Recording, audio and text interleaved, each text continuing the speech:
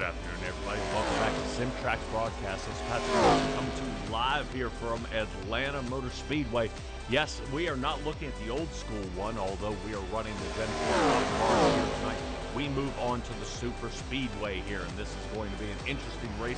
Seeing technically, these cars have never driven on this race surface. This was only made about 5-6 years ago, and right now we're looking at a driver like Jason Crumley trying to figure out how to get that car to rotate just perfectly for his qualifying run that will be commencing here very soon. About another 2 minutes and we will enter into qualifying. Already almost beating me out here in the chat is Lockridge Motorsports. Appreciate Devin getting back on top of the box out there. And he has got a, I would say, a heck of a team that's going to be underneath of him, or in the pit stalls that are sitting currently in front of him, of what they can do on these open setups here tonight. You know, what options will they have? Is there going to be any sort of loose conditions that we're going to be seeing? The track will be slightly rubbered up, though. It looks like we're going to be all clear and sunny skies all the way until race time. So the rubber should be laid down fairly well, maybe about around that 40 or 50% mark. So it'll look like it's been beat up just a little bit. And I think the drivers will probably enjoy the most of that out there. Right now, I've got 15 drivers out here on the track. I think we're still waiting for a couple more to trickle in after we had 27 originally out there. Look at that, 3 wide even during practice. These guys are definitely checking to see what these cars are capable of doing, and that's exactly what you want to see. The number 3 out there of Lyle Mitchell. He's going to be seeing what he's got going on. In the number 3, Levi Garrett. In the number 5 of Brian Wiggins. Right now he is fastest in practice. We'll see if he can hold on to that. Notice how they're wedging in between. And you can already see the net code of the number 2. Yes, he did go up and make contact, but the contact was about a foot away and the cars didn't actually touch. So that's something they're going to want to keep in mind if they're going to try to be messing around like that out there on the track. That's going to be really questionable how that's going to go. Right now I'm showing Justin Cope is supposed to be in the 59 machine. I'm currently showing him in the number 2. So we continue to battle car number correctness out here, but hang in there with me, and we'll definitely go ahead and lay down what we've got out here tonight and how these guys are feeling. So we should be getting ready to shift to the next round here. Devin Lockridge, appreciate you joining us here, man. I can't wait to see what we've got going on. I know you're saying out there that you've got 2 full-time drivers. I think I was waiting for the driver we saw last time, and I do not see her out here. But Adrian Torres, Brett Bullard, Devin Lockridge, Eric Howard, Jared Hayes, and Jared Magoon are going to be the 2 drivers. I believe Jared Magoon and Jared Hayes should be our guys that are full-time right now. Everybody else getting out there onto the track. I'm hoping Jared Hayes in the 32 Tide machine has some decent luck this year. He was really fast, but he's been battling back and forth, just trying to hang on to it there and stay out, actually trying to be more consistent. I know Jared Magoon has been working on that most of the time. I think this is now going on maybe month number 4 or 5 here that he's been behind the wheel, so he's going to be giving it his best go. There's the Tide machine there of Jared Hayes, and that's kind of who I was looking for to see what we can see during qualifying. Guys are looking to check out a couple of different things. I've heard of tape adjustments out there. There was actually a gear change for somebody out there if they were talking about running, seeing if they could get any sort of long run or a higher RPM out of this. Lockridge Motorsports, she's at a concert. Whatever. All right, well, hopefully we'll see her back out here. She was actually one of the strongest drivers in the last run we saw her in. Guys, don't forget you can join here with the NSR team. I know it's looking like a thin field. That does mean you've got plenty of room and you can wiggle in here. Go ahead and let's get started. Not too late. I know the Golden Corral 500 is kicking off here tonight at Atlanta Super Speedway. And we've got plenty of drivers and plenty of leagues as well. Keep in mind, the NSR does not just run Gen 4s. These guys also are running out there in the late models. I believe it is on Wednesday that they are running in the, in the ARCA cars on Wednesday, and the late model series are on Thursday. So hold your breath if you were looking to say, come up with a car. ARCA was one of my favorite, but now I would probably say the Gen 4, since it is built on the ARCA setup, just a lot more powerful. So, and that's what I like, is being able to have A lot more power underneath. Jared Hayes going ahead and securing a number 2 spot out there on the track, and we are waiting to see if he's going to be able to hang in there and continue this roll here tonight. Right now, we'll see if he gets bumped. A couple of drivers still waiting to get some times in. Mark Sikosi as one of them, Justin Cope as well, and a couple of other drivers getting a couple of their last laps. I think Justin Williams is passing the line now. 11th is where he's currently sitting, bumps himself up to 9th. Not bad. Let's see how Eric Howard is doing right now out there in the 76 Chevrolet. Across the line, currently sitting 10th. As he moves, he switches with Justin Williams. So those guys will remain on row number 10. They're setting 9 and 10. Waiting to see Mark Sikosi passing the line here on lap number 2. Right now, no, wow. All right, awesome job. He was actually down in the 14th position. And after his second lap, slings up to 3rd. Justin Cope not having as much luck. Right now, he's currently sitting 15th after lap number 1. Unfortunately, the slowest driver out there on the track with a 32.05. That is, boy, that's slower than Cole Trickle at Darlington. All right, hopefully he's able to get going here. Over half a second off the pace. Let's see if he can squeeze through here as he slices through. Boy, I hope they're not going to nail him for touching that grass. Yeah, I think they are. They're going to get him for touching the grass, and the scrutiny is underway. Yep, they're going to say he went off track, so that's a no-go. So, dead last here for Justin Cope.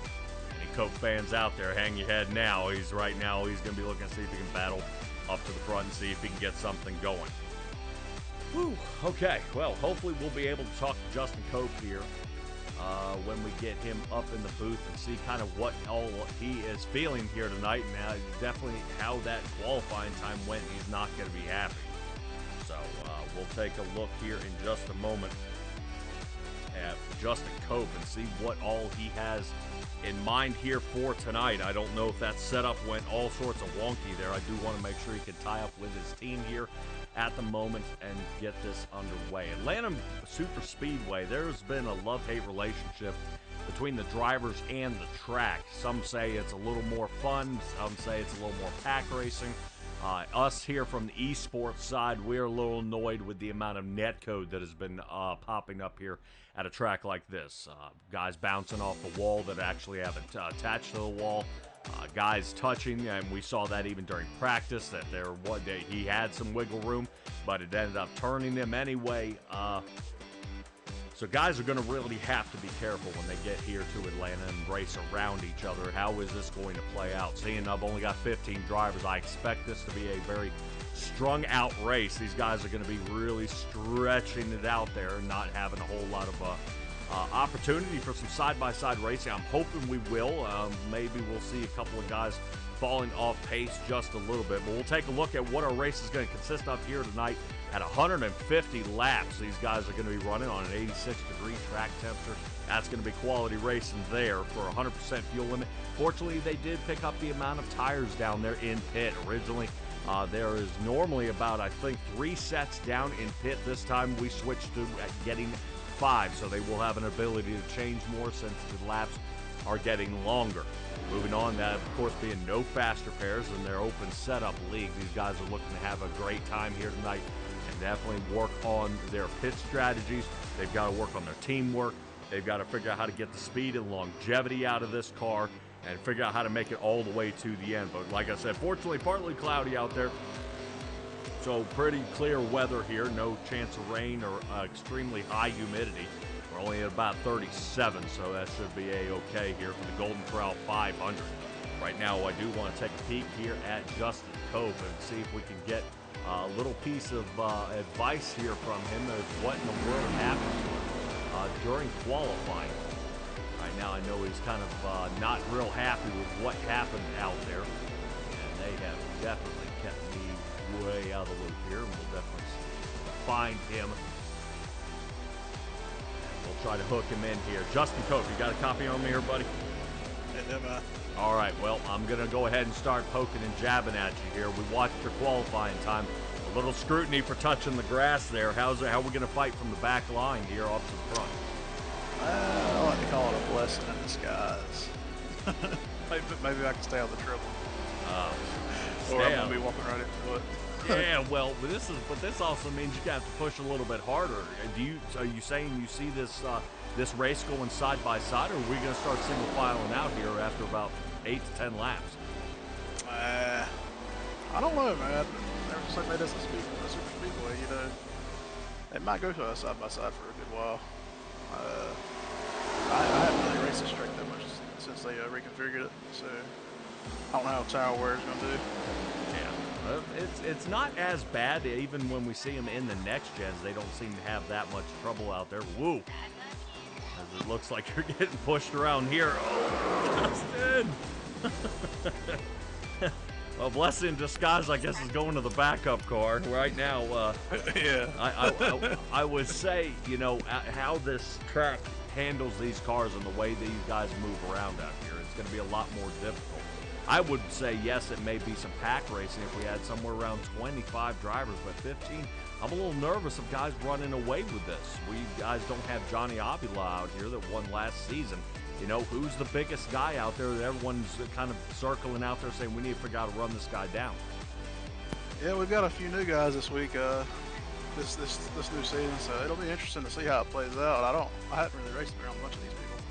I know there's some guys in here that are fast for sure, way faster than I am tonight. All right. Well. So it'll be interesting to see how it plays out. Maybe it will race a little bit like over in Atlanta or something. Yeah, maybe. Well, maybe. They definitely got a lot of speed out there. Justin, while I got you, man, you want to give any shout-outs out there? I think I hear some kids in the background. yeah. Shout out to my son. He's in here supporting me and rooting me on. And I just shout out to all the guys for showing up and appreciate you for broadcasting, man. All right, Justin. Good luck on another season, man. We'll see how you do out here tonight. I appreciate it, man. Cope getting ready here. He is getting pretty excited here about the race. We'll try to see if we can find a couple other drivers. I think you can actually find Douglas Macedo out on Facebook on Wednesday nights. Ouch.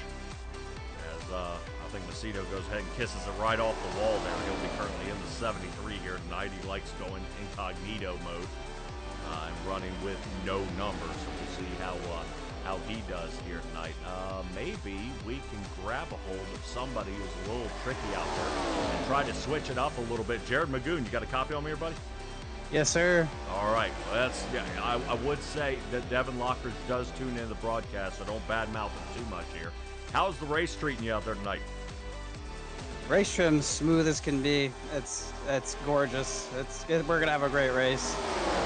Got a ton of teammates this time. Originally, I think it was just you and one other driver. This time, I think it'll be a group of 6 out there. Does that change your strategy tonight? I mean, we can definitely be. Sorry, as I'm wrecking in practice.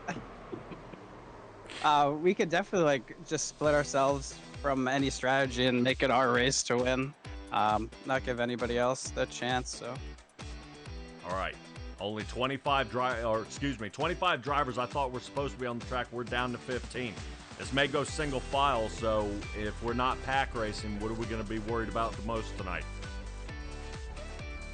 I mean, especially with there not being any cautions, like set cautions throughout the race, fuel strategy could play a part. You never know. With all the fuel strategy that happened last season, it's definitely something to think about. Yeah, definitely. I definitely would also say possibly some tire wear. I don't think it'll be that big of a deal, seeing that they've banked it a little more here as a super speedway. New pavement. It's already rubbered up for you guys since practice, and everything should be looking pretty solid here. Maybe you and Devin Lockridge and Lockridge Motorsports out there have a little something up your sleeve, but I don't want you revealing any of the cards here. Jared, go ahead and give me a shout-out player, buddy. Yeah, I'd like to thank my team owner, crew chief, Devin, and all my teammates. I hope we have a great race, and good luck to all the drivers. Thank you guys for what you do. You guys are great. All right, Jared, good luck to you out there, buddy. Thank you.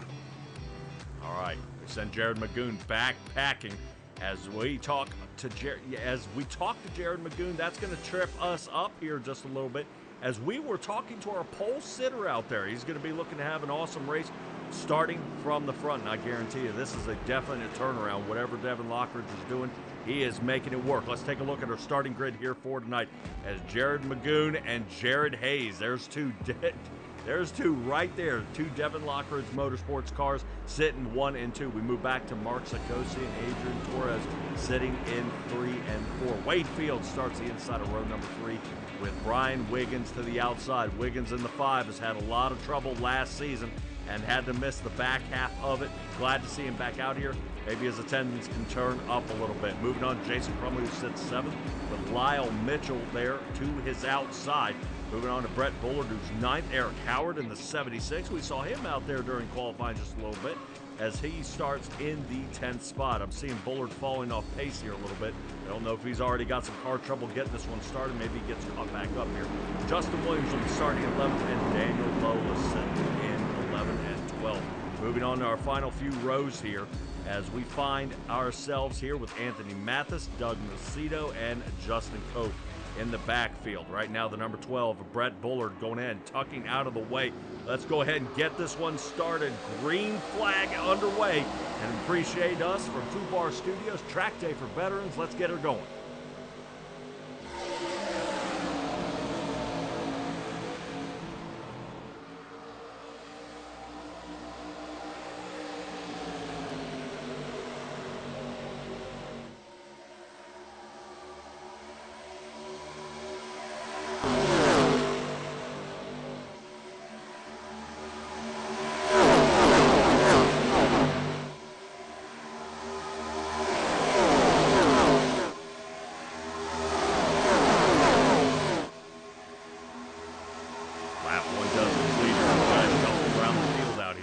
Drivers up and down out. Lap number 2 underway here. Right now, I would be concerned mostly further the fastest here to find out where their spot is going to be in this track. Right now, you've got to make a definite aggressive precedent out there to make sure you let everyone know you're not one to be passed here tonight. And that's exactly what we're seeing. Jared Magoon and Hayes starting to run away from this field, but is it too early to tell? Right now, I think I see Brian Wiggins, I think. That was either Wiggins out there or the Adrian Torres who fell off the bottom line there during the turn between 1 and 2. A little concern there. I'm kind of stumbling up, seeing that we got plenty of grip. Tires are hooking up. If we're already falling onto the apron, this might not be a good thing. That car is definitely going to be a problem. We'll go ahead and see if we can fix this here a little bit. We do appreciate you out there, K-Doggy. Let me know if that fixes anything there. We'll move around a little bit out here on the track as these guys sling around. Got the cars turned down just a hair. That way you guys can definitely tune in. Beautiful voice, right? Yeah, whatever. Moving on to the number 3 here as Lyle Mitchell sits to the outside of the 26 machine of Justin Williams. Now, Williams moving up 4 positions here already here on the night. This is looking pretty interesting here to see what he's got in store. I sit alongside here on Lyle Mitchell's car looking back, and that is definitely a sight you want to see. Nice sun behind you and not in your eyes. I would say heading into turn 1, that may become a little bit tricky as these guys snug up real close to the wall. Unlike the next-gen cars. Next-gen, you see these guys stooping down toward the bottom. But high line for a lot of our drivers, I guess, trying to hook most of that speed on through. Top speed so far, currently somewhere between 183 and 187 miles an hour. Whether you're in or out of the draft. Already some trouble back here. Looks like Anthony Mathis is off pace and slid off the track. Some contact there with the 14. And I'm hoping he is not going to go ahead and check out here, as he is going seriously, extremely slow here. And down and out, looks like Control-Alt-4. Not good. Anthony Mathis goes ahead and toes down into pit. I don't know if he's real happy about falling off pace here. Doug Macedo was already down in pit already. Made it about 1 lap. And then on lap number 2 is when he crossed the line to enter his pit box. He's currently been sitting down there for the last 2 minutes. I don't know if something wrong with that car, if something blew. I'm I'm hoping he didn't end up with his qualification setup. Here's the trouble. We are watching it currently here on our screen. And Justin Williams turns into a crushed soda can here, as at least 3 drivers make contact here with Justin Williams. So the Irwin Ford down to 13th now, with the front nose crushed in. Actually scooped up in behind him. I'm trying to see if that was Justin Cope that actually ended up scooping up underneath of him and continuing to push him forward. Man, oh man, the woes continue early here into this race, as Justin Williams falls off pace. Let's see, is this Cope that nails him here? Williams have made contact. Let's see if we can rotate back a little bit. It might have been Jason Crumley, actually.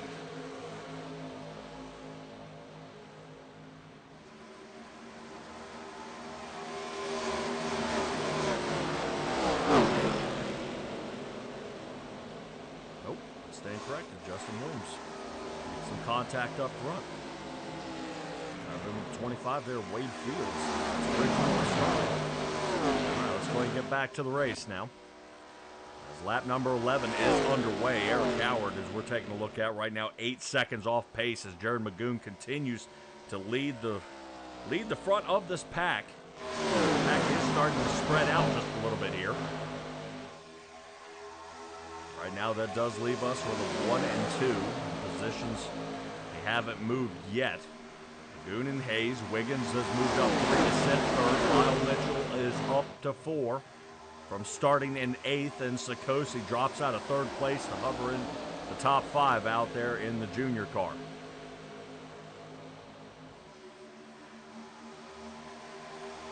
Shooting tangle up here. Falling down. Adrian Torres down to the number 9 spot. Lolis is up 4, starting 12th, now 8th. Not bad here right now. Sikosi seems to find a good groove. We sit on the right side watching the number 3 car there of Lyle Mitchell to the outside. Sikosi's got the sun in his eyes. They dive into turn number 1. Looks like he might be able to get a full clear here. Unable to rotate up, as currently Lyle Mitchell still hanging on. Move back to Lyle Mitchell's car. There's a clear there by Mark Sikosi. I believe that is Brett Bullard in the number 12 coming alive, down on the bottom. Looks like a Pabst Blue Ribbon car.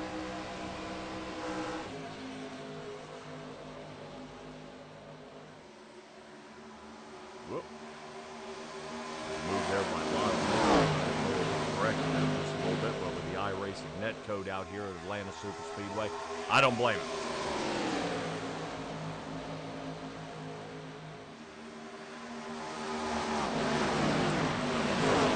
Different things here and see if they can come up with any sort of a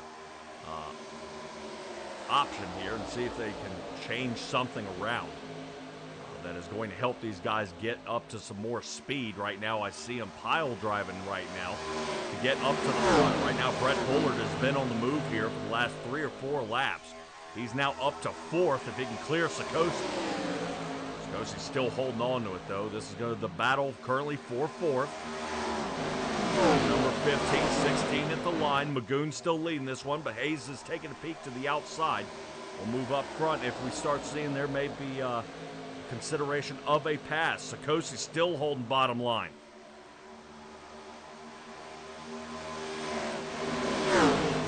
Now, great race here so far. Only a couple of tangle ups out there, but no cautions. That has unfortunately put 3 of our drivers down into the pits. Eric Howard is now down there to 76. The last minute and a half. Justin Williams has been down there for the last 3.5 minutes. Anthony Mathis did return back to the race as we are 3 wide. Out here in front, Brett Bullard getting bumped here by Brian Wiggins.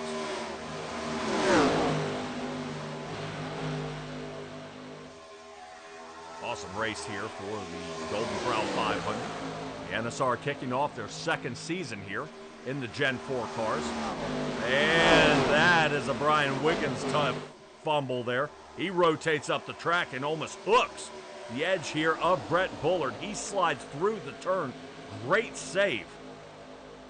Great save, yeah. Brian Wiggins sent it way too hard in there. Rotated up, right front fender makes contact.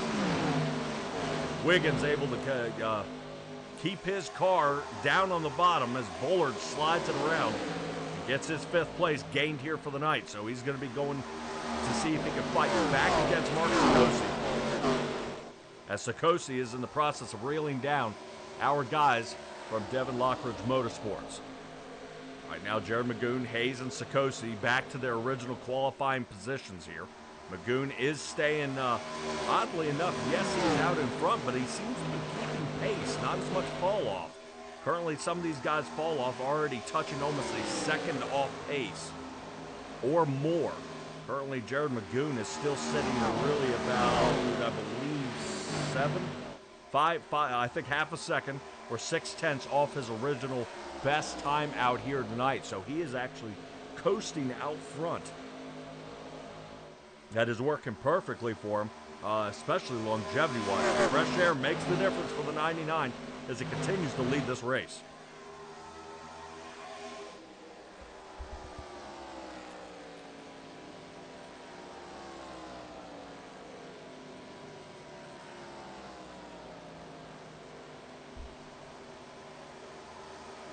Take a little bit of a break there as we rotate on back, taking a look at Brett Bullard.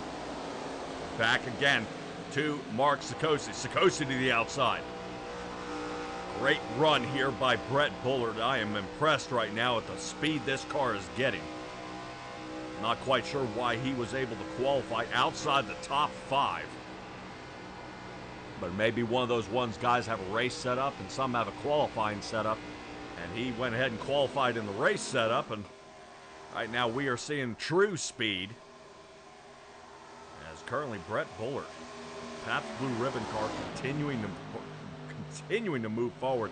And right now in danger are going to be our Jared duo up front. Currently Bullard trying to see if he can reel him in here as he grabs a hold of a little bit of the draft that Hayes has given off. Hayes wanting to rotate a little bit higher. Great idea. See if he can break that draft and get away. It only holds him as he picks up about 50 thousandths of a second and now gaining. Less than a quarter of a second behind Brett Bullard, getting right on him now as he leaves Sakosi in the dust. Keep our eyes here on the number 12, who's been on a solid roll here at the Golden Corral 500. Up 6, looking for 7. Jared Hayes is going to be next on his list. Right now, this guy is on a roll. I don't know. I don't know how else to explain it, but how this guy is coming alive right now. He is speeding down the track, and he is just, this car is just hooking up and sticking to the track like glue here. Drives it deep into the turn, as you can hear the accelerator out there. Drives it deep into the turn, pulls back out. And continuing the roll. Watch this.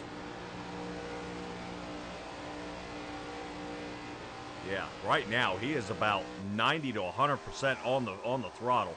I don't hear a whole lot of braking out there. So right now, Brett Bullard, awesome job here. So this is fantastic. Devin Lockridge Motorsports currently sitting 1, 2, and 3. This is insane out here. Wade Fields coming down pit road in the Ditech.com Chevrolet, currently sitting in 10th. He'll have at least a little bit of time before Anthony Mathis gets around. He's about another 2 laps behind him, so he will be catching him. So he's looking for his pit box out there. He'll be heading down and maybe 4 tires and fuel on lap number 26.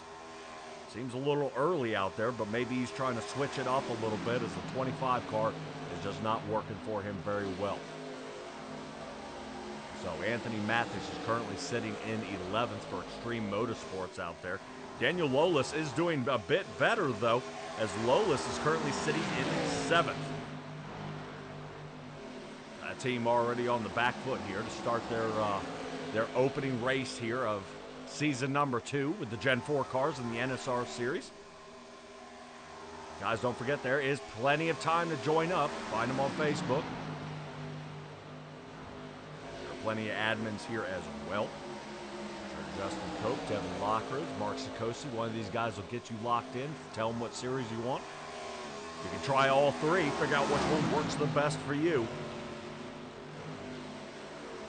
I'd say if you were a speed driver, this is the one to choose. If you like short tracks, it may be the late model cars may be a better choice. Okay, our biggest mover, a hard charger here of the night, and I think it's just not out of speed, but out of consistency here, Justin Cope. Apparently Cope is able to really work it here. And getting a separation of over 3.5 seconds. Our top three have pulled away. As Sikosi's trying to come up with an answer here. I'm hoping he has got a long run setup. And that may be what is tripping these guys up. They're getting away, getting fast. But Sikosi's falling way off, as you can see, to the outside. It's going to be Justin Williams, I believe, in the 26. Shouldn't matter as Williams. Last time he pit was over 4 minutes. Currently down 9 laps. Justin Williams trying to reel in and collect a couple extras in case we end up getting a slew of cautions. Right now under fire from Sikosi's Cope. Cope showing you what it's like to go from the back to the front. Not bad. All right, 120 laps left to go here at Atlanta. A lot of shuffling up here. No drivers have taken it back to the garage. We saw one tow earlier here in the run of Anthony Mathis out there in the 14. Macedo made it 2 laps, and he ended up having to come down.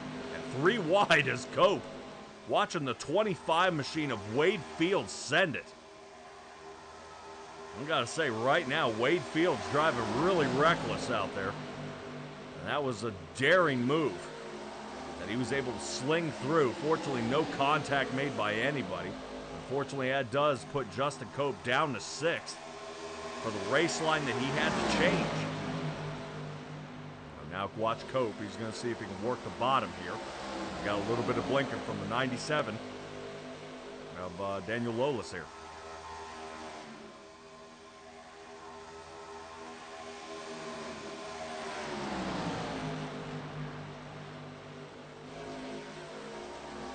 All right, looks like Cope is able to recover, though. Cope now working it. Got him line. Goes ahead and slices around Sikosi. Made that one look easy from the battle he had before. Right now he's going to see if he can get a 2 for 1 right after Daniel Lolis. He is not taking it. Right on. This is Lolis' view. He is almost impossible to see. Fortunately, gets behind the grandstand so he can line himself up. But Cope almost going up there and deciding his white and red car is not black enough. And almost marks him out. Contact with the wall there for Lolis, and Cope securing 4th. And now has to come up with 4 3/4 of a second to find Brett Bullard, currently sitting in 3rd. If you may question out there what 4.5 seconds looks like, take a look at our track map. If you're unsure who that is, look for the number 1 out there. Number 1 at the top, entering turn number 3. And that's exactly where you see them running up on the 10th place driver of Anthony Mathis, who's lapped down.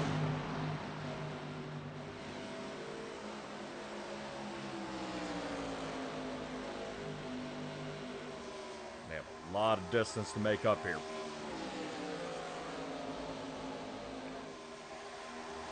Mathis already having a little trouble blinking out there. Would like to note our top 10 drivers have yet to come down in the pit. Douglas Macedo in some trouble here. He's going to go ahead and look like he was going to get off the track. Right now, a driver trying to get around him here. And Macedo into the wall.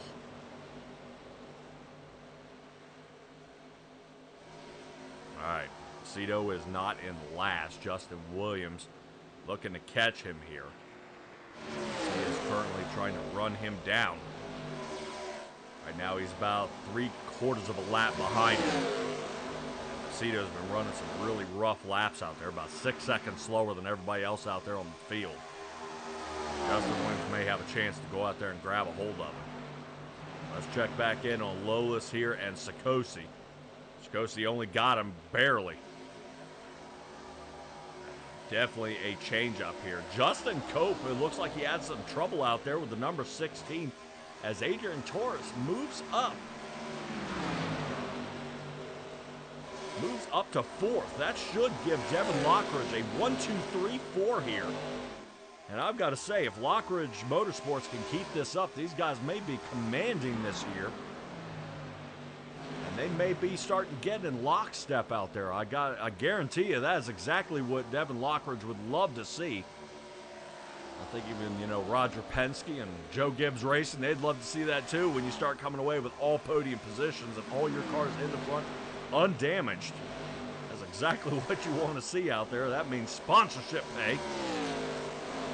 But it's Jared Magoon, Jared Hayes, Brett Bullard, and Adrian Torres. This is crazy right now that they've pretty much sliced through the field and able to fight back up to the front. Very interesting.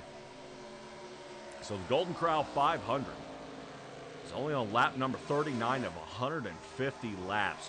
Anything can happen now. I would say the way the Lockridge Motorsports gang is driving, I would wait till absolutely to the end before I'd have to pit. I wouldn't short pit. I wouldn't come in with 3 gallons left. I would drive this thing until the engine almost cut off, because right now nobody can catch these guys.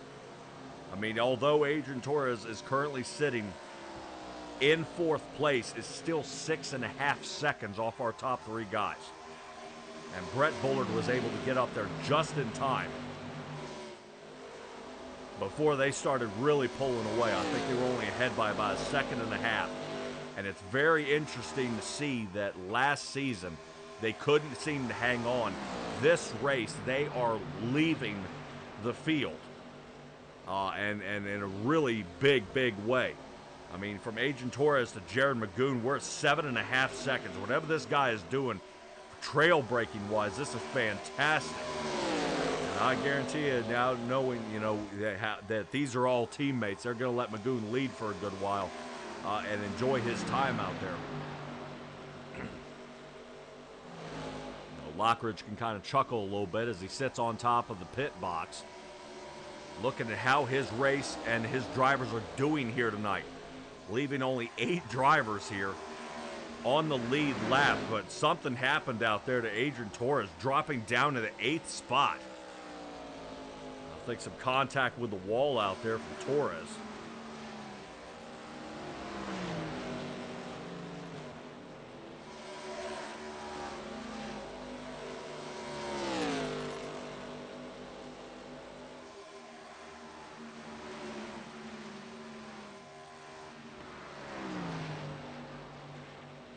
To see if I can find anything that may have happened to Adrian Torres. He's slowly been falling back. We're up to 4th. Somehow we lost our 5th position from Lolis. It's not quite showing me as to why. I've seen Sikosi and Lyle Mitchell made a quick pass. Let's see if we can take a look and see what happened. Was there contact with the wall here? Oof. Yeah, there's something happening up front. Let's see if we can find this again. Straightened it out. Hit the edge of the wall there. That's going to hurt. See if there's any sort of steering damage out there. I'm sure they're going to see if there's something they can do. And it's great having an insider out here in the chat, guys. If you're out there watching, you're able to get live time what's actually happening out there. Adjustment was being made out there by Adrian Torres, and the game froze up, and we went straight and popped the wall there. So a little tough run here. You see the 16 once again having some trouble.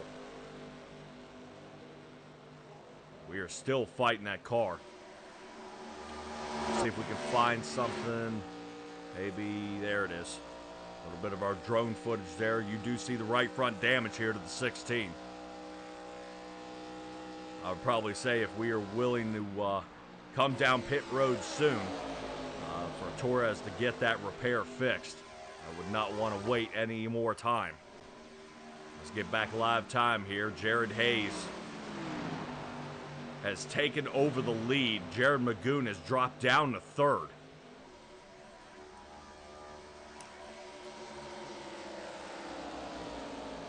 Magoon looking like nothing was going to stop him out there. Just a couple quick touches. What happens to Jared Magoon now?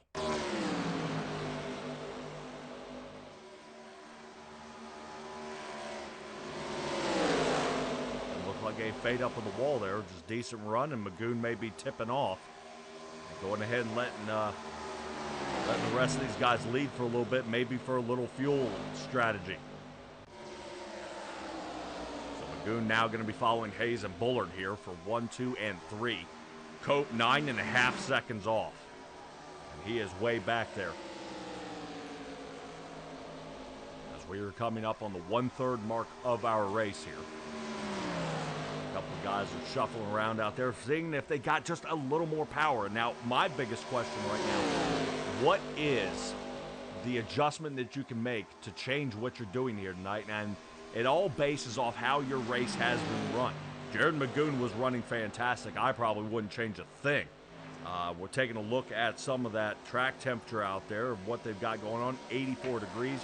I still wouldn't touch a thing. This thing, his car is running fantastic out here. And if I were Magoon, I wouldn't touch a thing.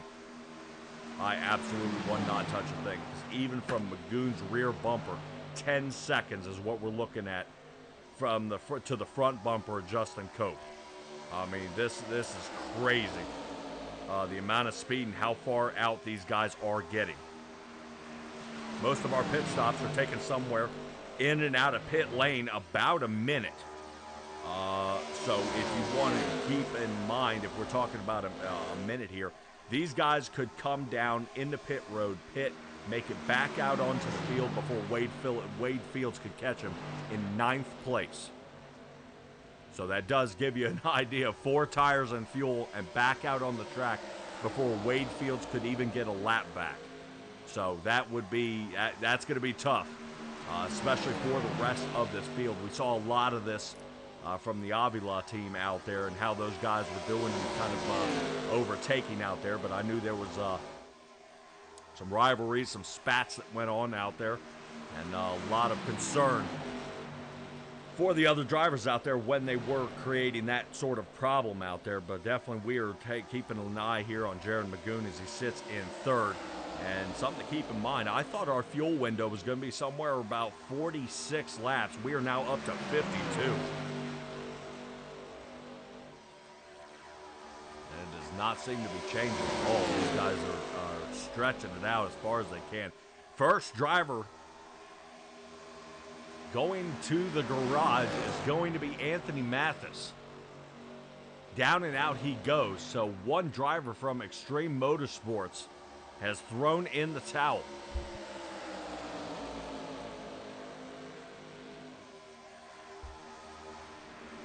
That only leaves us with Daniel Lolis out there, who's currently sitting in 5th. Right now might get a change again. Here's Jared Hayes off the wall, exiting turn number 2, and Brett Bullard coming from 9th to the number 1 position. Holy cow. Is now going to go out front and lead some laps. And they are going to be pulling these cars apart here at the end. There's no doubt about that. Because the big question right now is the 1, 2, 3 that we've got here in the front. Even with the contact with the wall, Jared Hayes still ran faster than Cope last lap. And they're still pulling away from him. So that is, yeah, they're going to be pulling these cars apart. Wonder if there's an engine crank up or something here. Because it is extremely hard to get the setup dialed in that well, especially out front. especially here when they, when these guys were nothing against Devin Lockridge. They were almost a third-ranked team. These guys were coming from the back, trying to prove themselves, working to the front. But we're taking an extra 2 weeks off, getting prepared for this race, getting the practice time in. These guys are going to be the ones to beat now. So, will this last into the following races? That's yet to be seen. And well, obviously, if you guys keep tuning in here to SimTraX Broadcasting, we will find out. The Golden Corral 500 here at Atlanta Motor Speedway is already kicking off. We've seen it. We've got through a third of it here, but next week we will be at the Icebreaker 400 at Southern National Motorsports Park. Very short track there, and guys are going to be smashing each other's doors in for that one, and we'll see how that goes. And we'll definitely hope all our drivers can maintain for the Federated Auto Parts 400 at Nashville Super Speedway. That'll be another one that we'll be seeing some crazy racing out there. It's definitely going to be an odd season. I mean, we'll even be heading to Sebring in these cars. We'll be heading to iRacing Super Speedway in these cars. USA, Texas Auto Club, 5 Flags, and finishing it out there at Kansas. A lot of things are happening out there. A lot of guys are shifting around. And the adjustments, they're already talking about Devin Lockridge having to make adjustments out there for some of the drivers. I was saying might not even need to do that. Adrian Torres doing awesome out there. Has already been moving up to the front. Torres, unfortunately, with the adjustment, hits the wall. Maintains on lead lap, though. Lyle Mitchell will be in trouble here very soon. Lyle Mitchell coming on down into pit road. That is our 8th place driver, Jared Hayes. Wow. Almost at a loss of words when a driver starts pulling away by this far. Last lap times out there for Hayes, Bullard, and Magoon are around the 32.2 second mark. And 27 seconds off pace is Adrian Torres.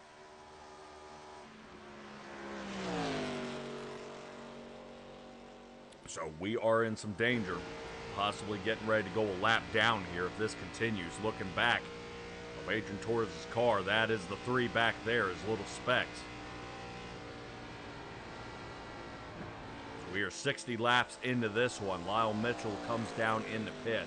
From Wade Fields goes ahead and makes that pass as he came in on lap number 24.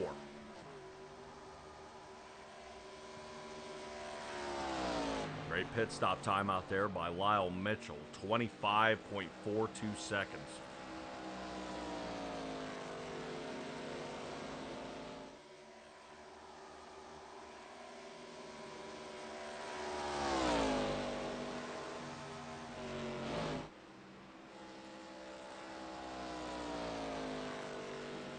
See if that does help them at all here. Anthony Mathis now leaving. Daniel Lolis, to his own demise, is out there by himself. So no crew chiefing or spotting for him out there.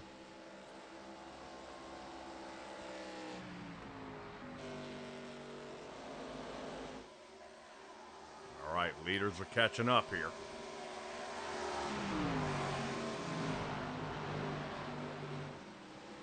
We're watching speed here. Jared Hayes still on the starting tires here of this race. Look at Hayes slice through. That puts Torres in the rear view. I think that is Lyle Mitchell they're catching up on here. Lyle Mitchell did come in on lap 57, so a set of fresh tires should be able to pull away. At least half a second lap. Mitchell to pick up some pace, but that does not appear to be. Jared Hayes running a 32.26. Lyle Mitchell, 32.15. We'll see the change here at the line. 32.16. Actually, Jared Hayes is running faster than 32.08. And Mitchell just took tires.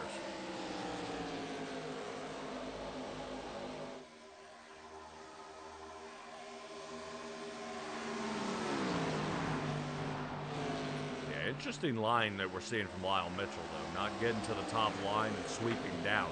He's trying to stay on the inside and ride the inside. I think that might be what cost him a little bit of time here.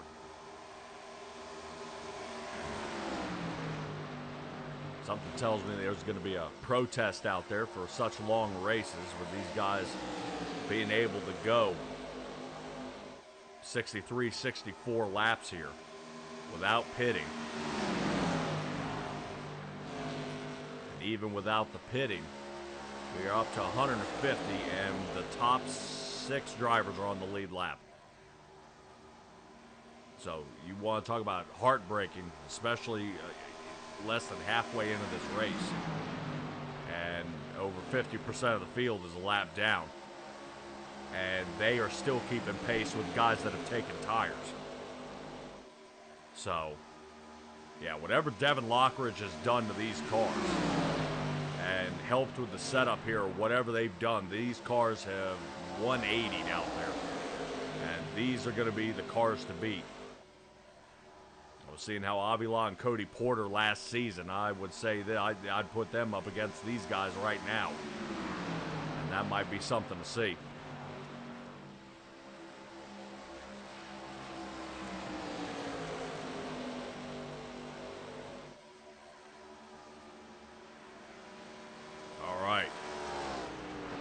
First time tonight, our top 3 drivers are heading down pit road.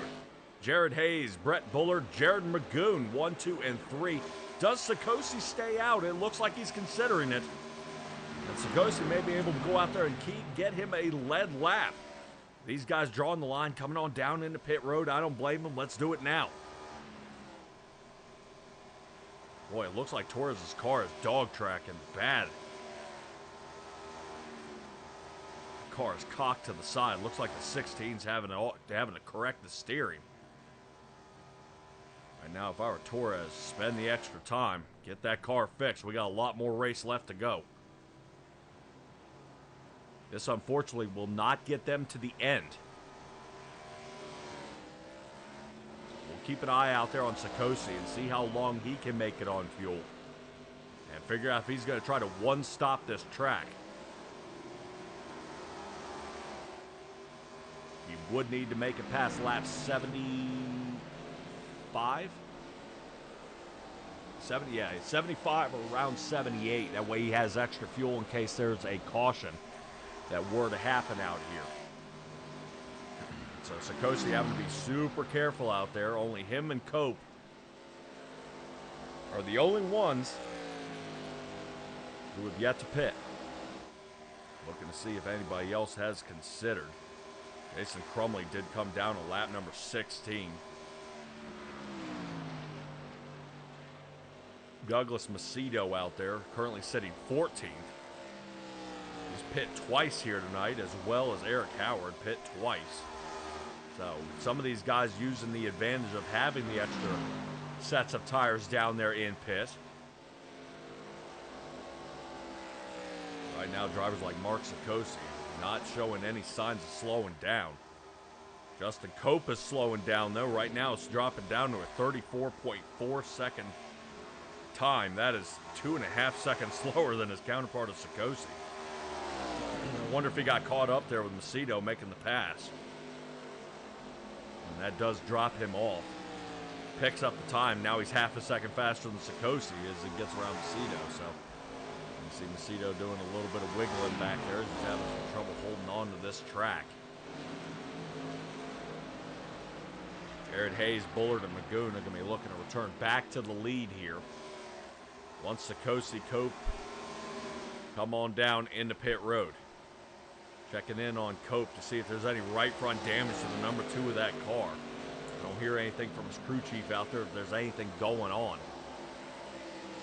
Jared Hayes is knocking down his fastest time here of the night with a 30.5. Almost in lockstep with him is Bullard, who sits right behind him. Give it to Bullard. He may be the strongest driver out here. Hayes and Magoon were out front as the Jarrah duo led the most of this race.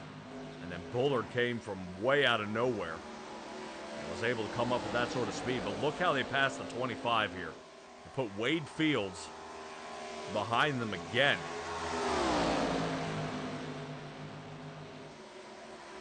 All right, Justin Cope coming on down. Lap number 73. May not saved enough fuel. Here comes Sikosi. Well, that's going to be a nail biter here. If he can one-stop it. He would require caution. Or he's going to have to do some drafting here. Setting off just a bit. This is Jared Hayes. Should be entering turn number 3, getting through 4. He'll be going ahead and taking over the lead here in less than 8 seconds. And there. And now pass for the lead. And out in front, Jared Hayes, Bullard, and Magoon go. And right now it's a drive to the end. Appreciate you guys joining us here at SimTraX Broadcasting, the Benford Cup Series. This being sponsored by Track Day for Veterans by Fubar Studios. Little fumble up there by Brett Bullard. It looks like he rotates to the top of the track, knocks the wall there just a little bit. As Cope is trying to get up to speed after his lap 72 pit stop.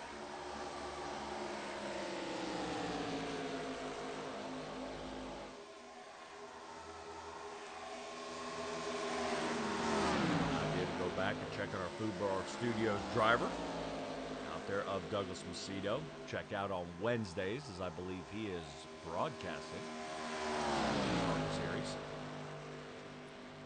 out there on Facebook.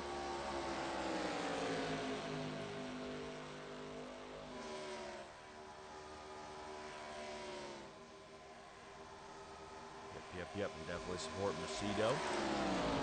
Get constructive criticism, see how he's doing out there. As you can see, K-Doggy knows how it is. If he says he can barely hear me, we need to make the adjustment now. So we got it squared away this time, no complaints. Hopefully we will be able to get an update. We'll kind of rotate in here and grab a hold down here in the pit road. Right now I grab a hold of Devin Lockridge. Lockridge, you guys came in the pit. How are the tires looking? They're wore out. All right, so is there any room left for error out there? Because it looks like you guys are going to have to make a two-stopper here tonight. Yeah, I think everybody is. It's one of those strange fuel races that I kind of thought I feel everyone thought we were going to pack race, and it just turned out to like an old Atlanta. So I think you're going to see what would have seen in the old before they repaved it. Everyone kind of just racing that, run it all the way until fumes and put tires on, fill it up, and keep going. So we can probably admit it's not the track, it's the car that causes this. Yeah, this is even us, I without tooting my own horn, we are pulling away, but if you go back through the field, everybody's kind of 2-3 cars here and there. It's not what I expected at all, I can tell you that. Yeah, well, I expected you guys to have a lot of speed, but your entire team has a ton of speed out here tonight. Right now, I do want to point out, right now, Jared Hayes, Jared Magoon, and Brett Bullard setting yes, 1, 2, and 3 are currently 21.5 seconds over top of the 4th place driver. I know, it's crazy, isn't it? This is going to be a runaway, and you know they're going to pull these cars apart, right? Yeah. As you came on, we were just kind of talking in our heads about what we're doing here with this 2-car.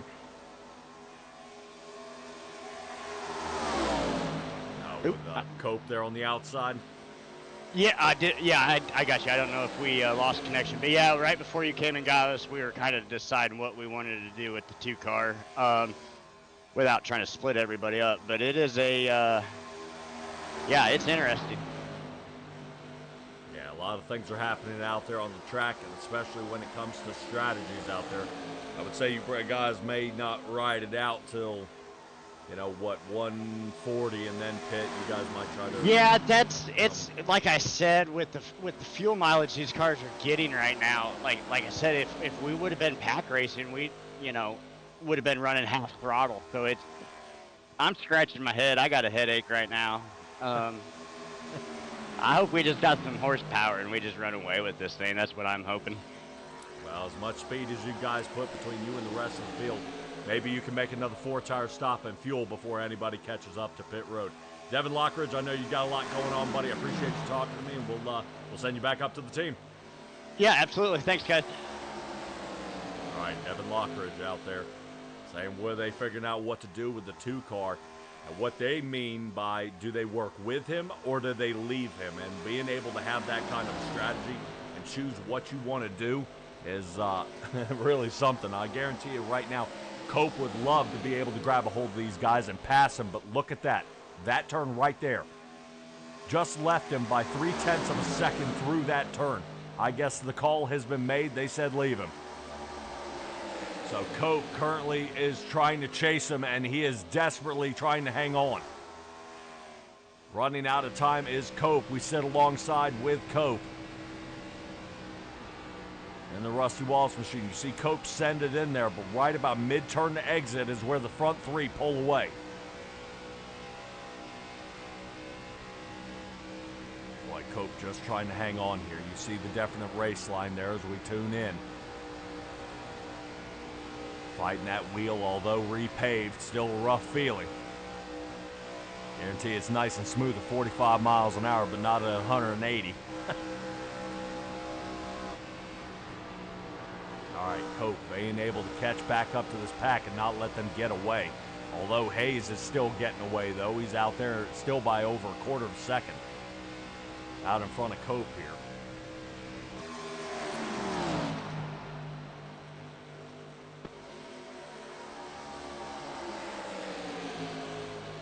Right now, a couple of these other guys out there have got to figure out what can they drum up. We move back to Brian Wiggins. Wiggins currently working with Sikosi.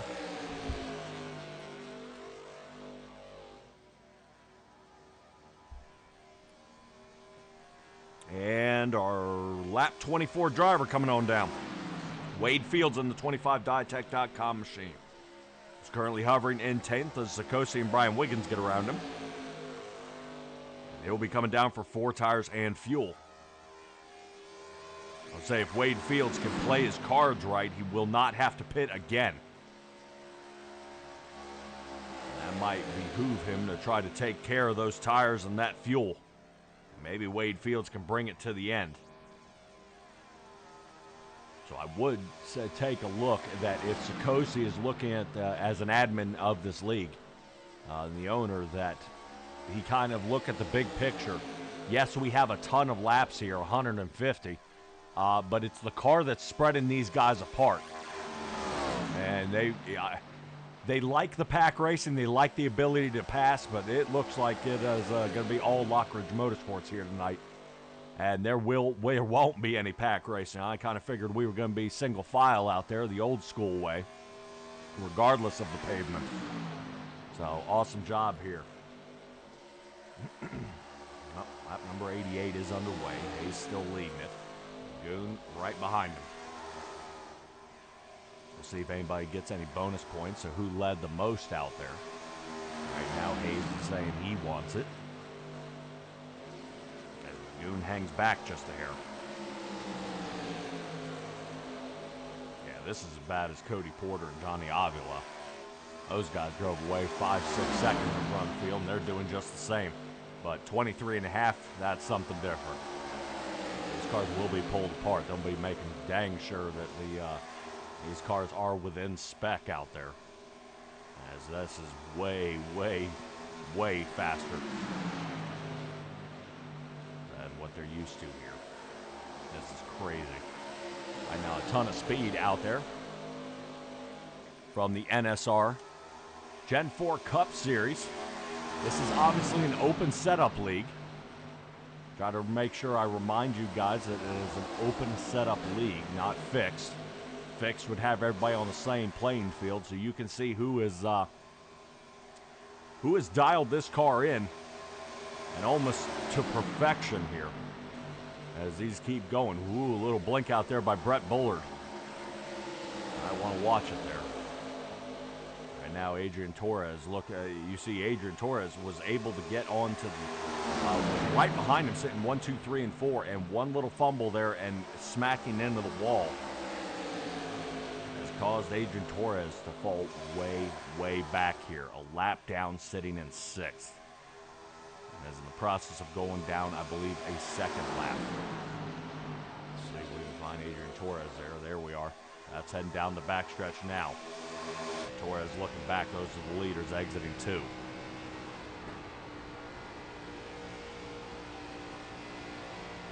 Definitely getting close out here. What these guys are used to. Golden Corral 500. This has been pretty wild race here. Right now everybody's still kind of poking around out here on the track. Wade Fields, who came down on lap number 84 for a pit stop. He will go ahead, pop the hood, notice it's not working out, and they take it back to the garage. So drivers like Justin Williams having opportunities to continue moving up. He's got to complete 2 more laps, and he'll move up to the 12th position. And he is just waiting for these guys to slowly fall off here. I talk about Justin Williams. There he is, currently in our screen. I believe that is the Crown Royal number 26 machine.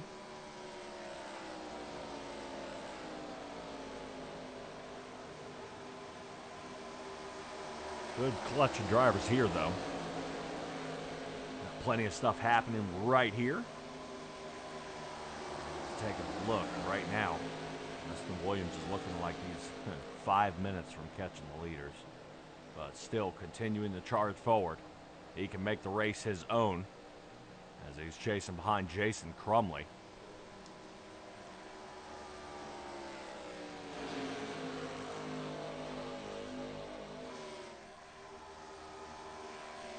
Yeah, so currently we are looking at the 11th place driver, the 12th place driver, and the 4th place driver. 4th going to Daniel Lolis out there in the 97. Currently got our camera honed in on out there. Douglas Macedo down into pit road for his 3rd time here tonight. He's been down there for the last 3 minutes. I think he's trying to see if he can square that car away one more time. See if he can get it back out there. Currently Lolis trying to drum up 24 seconds to find Brett Bullard. Currently still in 3rd. Hayes still leading this race, though, as we creep up on lap 100, which will be our 2/3 part here of the race.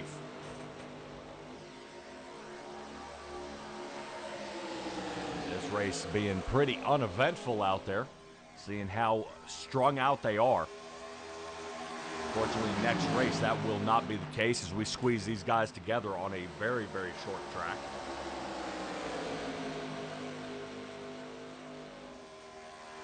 I'm just hoping that's not going to be like a Martinsville and it ends up being a caution fest. All we're doing is high pacing for 275 laps.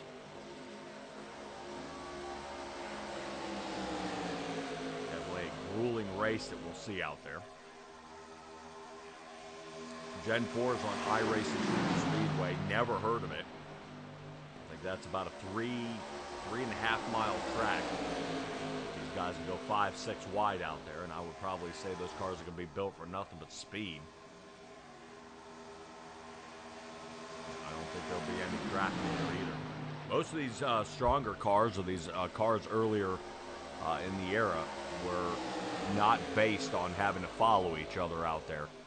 Not like they are today. Back in the 60s, they'd run by themselves. In the 70s, they'd run by themselves. Currently, this is the 04, 03 era that we're seeing currently. Still, once again, yes, they're a little more pack racing. Yes, the body styles are still kind of the same. It looks like we're starting to sticker the headlights. It weren't that much on the pack racing. We've seen the 87s run over the Bandit Racing League. That was still a single file car. It was a lot about saving your tires, saving the fuel, and working with other drivers out there. Once we started moving into more of the Gen 6 cars, and like the cars of tomorrow, those were pack racing cars. We started smushing them together. The next gen cars, that's all based on a pack series. That way, NASCAR found it as a more entertaining race when drivers were side by side or having the possibility of wrecking out there. It takes a true race fan to take a look at a race like this and realize what these guys have done out here and how they can, what they have overcome. Right now, based on strategy, the front three are doing an excellent job right now, have yet to fumble here tonight. A little trouble there with Adrian Torres. We saw Brett Bullard get into the wall one time right before we head down pit road. We saw Jared Hayes get into the wall. So there is a little bit of tumble-ups out here of a couple of mishaps, but no worse for the wear. These guys are still running great times out here. They're still maintaining an insane amount of speed. Currently, a last lap here from Jared Hayes of a 31.89 out front. And right now, anybody close, let's say, check back in on Adrian Torres with a 32.61. Right now, drivers like Lyle Mitchell, 36.86. So we're running 4 seconds faster than them each lap. And that's why I think they're going to pull these cars apart and make sure this setup is correct. Because something is crazy. There's the thing of being a quarter of a second faster, but being 3 to 4 seconds faster than somebody each and every lap. That's gonna raise some eyebrows here. So we will keep you guys apprised. Check out there on Facebook with the NSR series, and we will definitely keep you guys updated when we see you next week here with the NSR guys. If you think you've got the setup for these guys, if you think you're faster than these front three, for God's sakes, get out here to the NSR series. And it is here on Saturday nights. A better place to be on Saturday nights than here on iRacing. And I'm bringing it to you here at SimTraX Broadcasting. It's Patrick Morrison here in the booth, giving you the Golden Corral 500 here tonight. Definitely our leagues are heating up. Monday, you will find us over at the National Oval Racing Association to continue their Gen Tour series, as they've been super fast out there. And then if you like seeing the next gen cars, the Bandit Racing League. And during that time, we will have quick pit stop here. Yeah, they're going to go ahead and cut it off. Let them run the last 50 out. I don't blame them. I was going to say, no sense in running it all the way to fumes. Let's see if we can go ahead and change it now and get them back out there. But we will have Jackson Knock in the booth with me on Wednesdays, and Stella will be joining me on Mondays. Flying solo here with the NSR series. I think we might be able to get another driver in here. Once we get a few more drivers, get up around that 26 mark, we'll start getting, we'll get somebody in the booth here with me. That way you don't sound like you're all bored to tears here with me. So, all right. Daniel Lolis is going to take over the lead here. Now, Lolis came down on lap number 66. He is obviously not going to make it here to the end. I would say our mark is about 73 laps, and that's how far we saw Mark Sikosi going. Lolis saying, well, I hear you. Down he comes on the 97 machine. So he should be hurrying up down here. I believe that is an old Kurt Busch number. As he is heading on down, normally in the Sharpie machine. Looks like we're going Lionel Racing.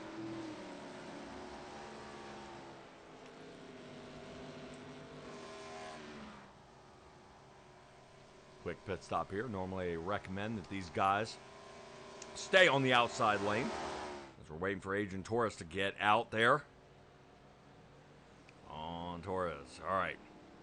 I want to take a little bit of time to get that fender pulled off. Looks like it's not making contact with the tire, but the right front fender is folded in.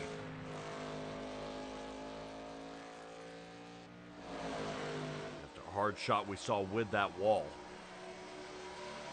earlier here in the run. That is going to be Jared Hayes, you see speeding on by a teammate. I believe that is Mark Sikosi sitting behind them, trying to see if he can grab a hold of the draft so he can try to outlast these guys. But it does not seem to matter. Put that into perspective.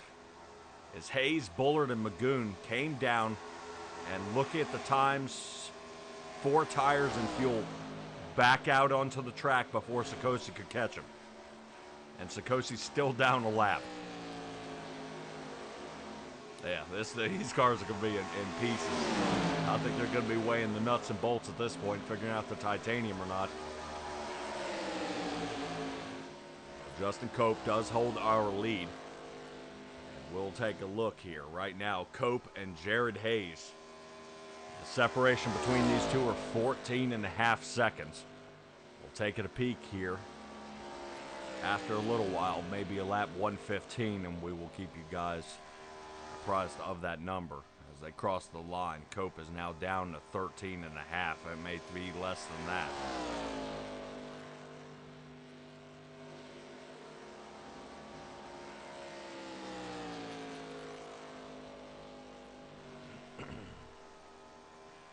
Currently best times running around up top. Cope leading the race, looking to see if we got anybody out here who's even close to touching anybody. I see Hayes and Bullard are within a quarter of a second of each other. After that, the closest time we have of any other driver, 6.5 seconds. Lolis and Mark Sikosi are 6.5 seconds away from each other. Other than that, this is a extremely spread out race.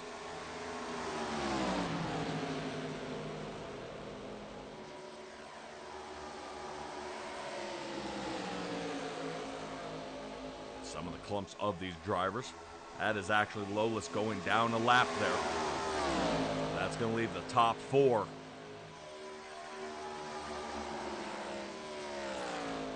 Top four out front. Everybody else is a lap down. Yeah, Hayes, Bullard, and Magoon are not going to have to pit. I would question what Cope is doing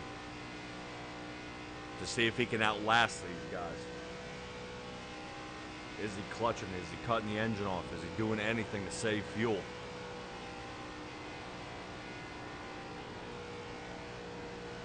No, he is not. To the floor, all the way around. Cope still getting, still hanging on though.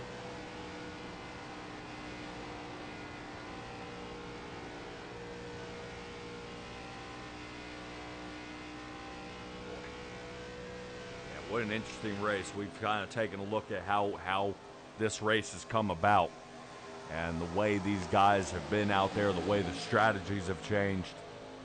And I think the mindset of these guys heading into the rest of the season is that when you have one team with such a commanding lead, that definitely takes the wind out of your sails. Whether or not you can hang with them.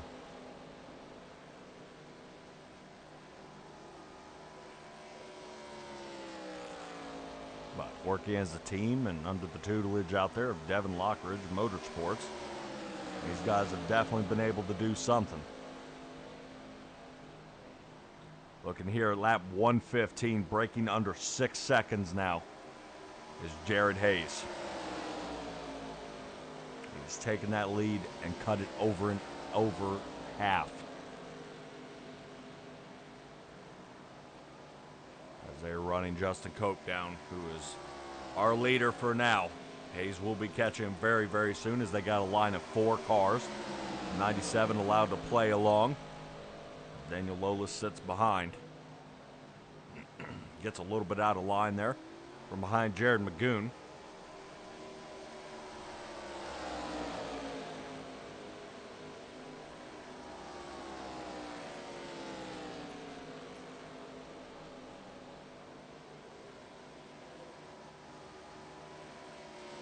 I'm really surprised to see a caution hasn't come out here tonight. We may be going flag to flag without a single stoppage.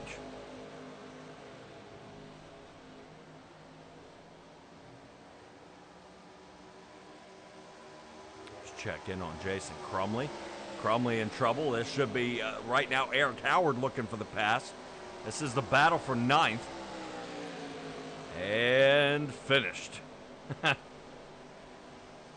That's about how this race is going. Howard now pulling away 0.4 of a second, half a second, still pulling away. And we see currently Eric Howard looking to get around Macedo. Well, that's an interesting line. Eric Howard going ahead and dropping to the bottom. That was weird. He's able to hold on to it, though. Right now, Howard Pitt on lap 110. He's enjoying those fresh tires as he rips around this track.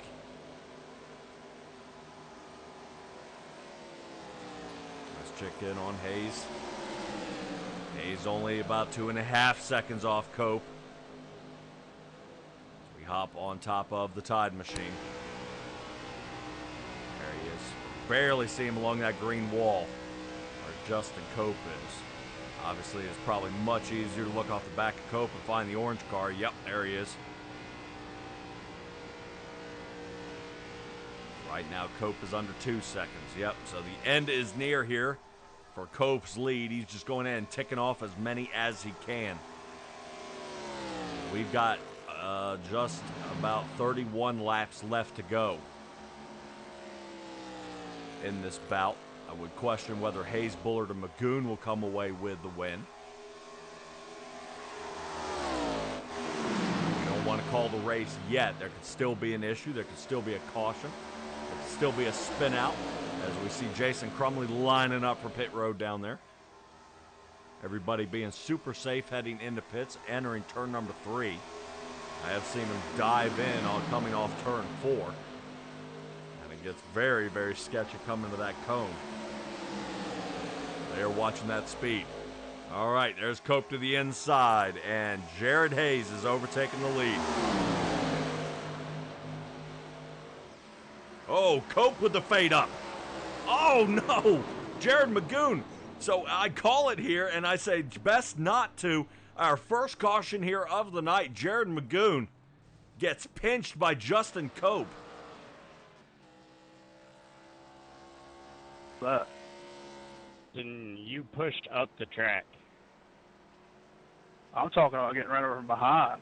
I know I was pushing up the fucking track, but I got a mighty. All right, well, they are definitely spatting and chewing each other out there. They are not happy about what just happened out there on the track. We'll tune in one more time and try to be careful on their language out there because I know they're mad. Buddy.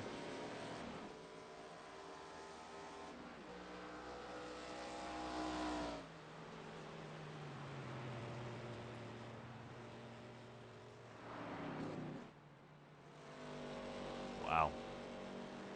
Yeah, Cope was saying he was kind of getting run over there. The number 2 was getting shoved down to the bottom of the track and was losing ground. Just couldn't slow it down, and around they go. So I'm sure everybody's going to come down into pit. We look at the blimp view here. That is Cope on the bottom. Look at the fade up.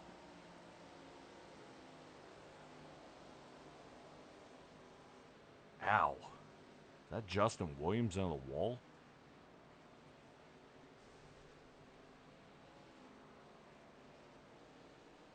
I think that was Williams into the wall as well.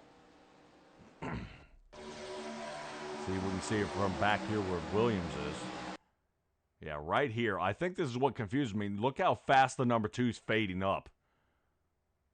And Magoon, technically that's net code here because you see the clear. Bullard able to make the clear, but watch Magoon's nose go down right there. See how it's slowing him down? So no contact was actually hit there off of Cope. And Magoon gets nailed here from the backside with Lolis is. Lolis able to get on around the wreck. That's Justin Williams. Watch how this continues. You see how he collects him again? Boom, and then slams up. I don't know if we let go of the wheel or what.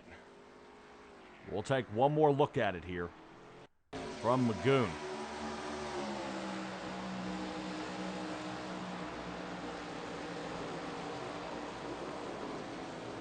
Yeah, Cope might not be mad at the field, and I don't know if Magoon is mad at the field either. I think the biggest thing is to mark out is that guy right there in the number 97 who rear-ended Magoon and just sent him the rest of the way into Cope. So hopefully these guys are able to work it out there on the field and not fight amongst each other. This carries on. I think if they go back and look at the replay, they'll see, yep, Cope faded up the track. Bullard was able to squeeze out. A quick checkup by Jared Magoon, and everything had been fine. But once Lolis gave that little turbo boost there to Jared Magoon and shoving him forward, that did end up getting him collected in the wreck. So Mark Sikosi now down in the pit road. Out there on lap 123 is when he decides to come down. We will be about 25 laps from the end here. When we get back under green, pace car light should be out. Jared Hayes did not come down, nor did Brett Bullard. These guys came down on lap 105. They said that's close enough. Lolis with the rear end smack there. We'll check in on our drone footage. Yeah, he's got damage to the front nose. I'll probably come down and gotten that fixed. Seeing how many drivers are a lap down, he'd have the opportunity. But maybe I'm fairly certain he was a lap down, so Lucky Dog gets him around and still a lap down, leaving our top 5 drivers. Hayes, Bullard, Cope, Magoon, and Sikosi. We are now going to have some pack racing here, and we should be getting back under green here in just a moment. Looking at our speed, we are still hung up here. I don't know if something happened in the background and why we're dragging out. Mark Sikosi is currently sitting behind Magoon, and look at the front end of Magoon's car. Absolutely destroyed.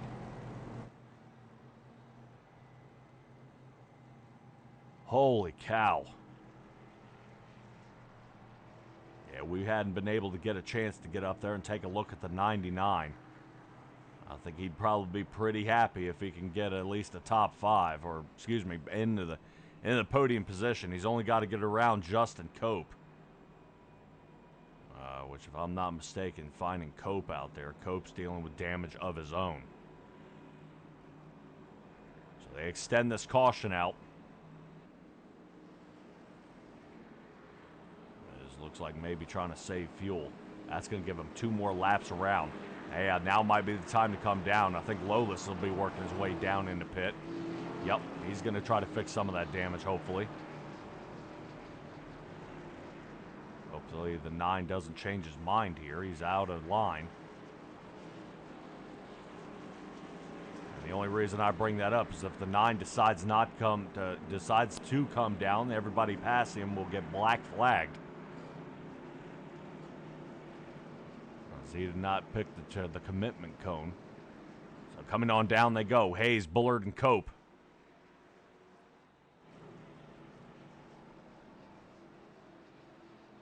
Everybody going to be holding their breath here as they enter in the pit road. Seeing what all they've got. Who fixes what? If I was Magoon, no tires, no fuel, all repair.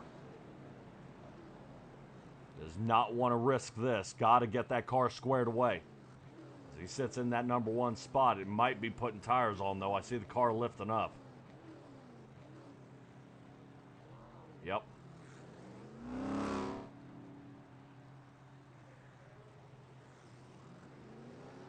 Spend as much time fixing that car as possible. We'll check in on Cope. Cope dealing with enough damage of his own. We'll go back and take another look at this caution. What brought this out tonight?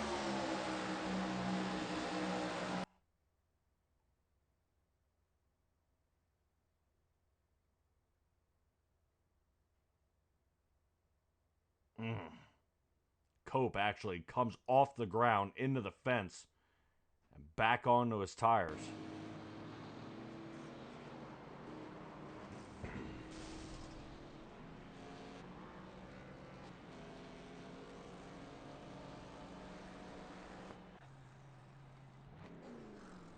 I'm currently saying out there, Devin Lockridge says there was a problem out there with iRacing. They're going in and working on fixing it now. That's why they're extending it. But this will give our 3 guys out there who were involved the most in that wreck. And Magoon better watch his timing here.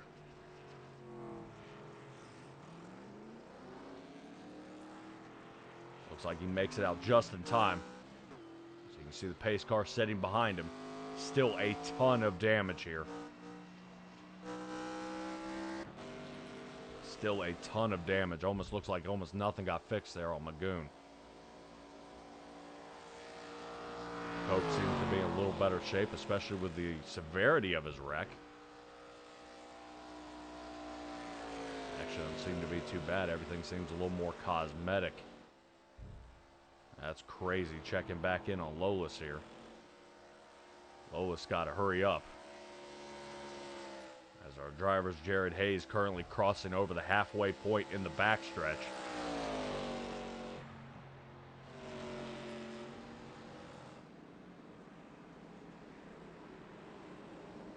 Wow. Pace car lights still remain on. I would question if Magoon is going to come down again. Might be an idea. Because the pace car's got to go around one more time. We'll see if the lights turn off or if they're going to continue this one under yellow. We'll definitely be under 25 laps when we get back under green here.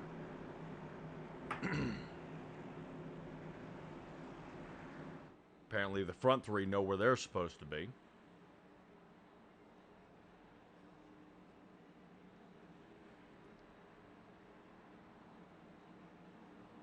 Pace car lights are off. Okay.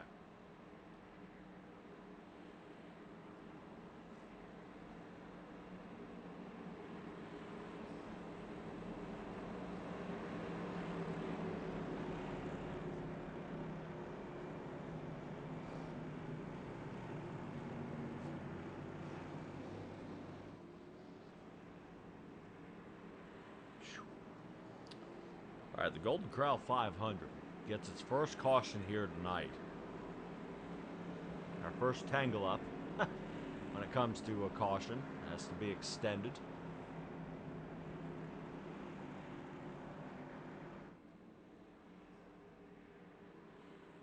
Checking to see Magoon is sitting all the way in the back,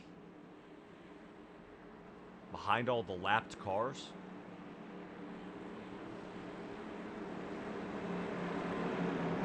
Should be right after Cope. He may be taking an EOL here.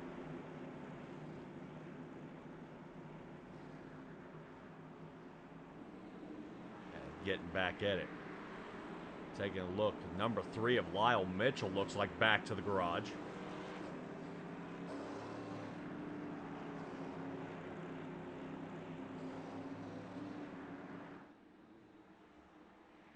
Pace car is off. 23 laps left to go here. Oh.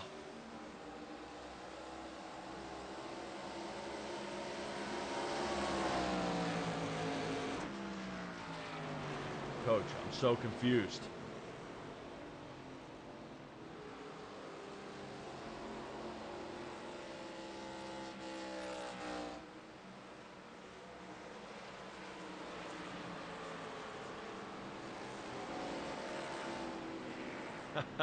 Jared Magoon, quick run into pit.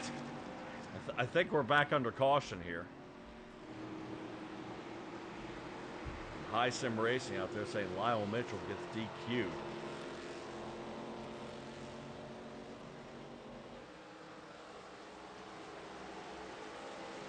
Yeah, I'm not sure 110% what's going on. Hopefully when they catch the pace car, the 3 drivers can get back down in there.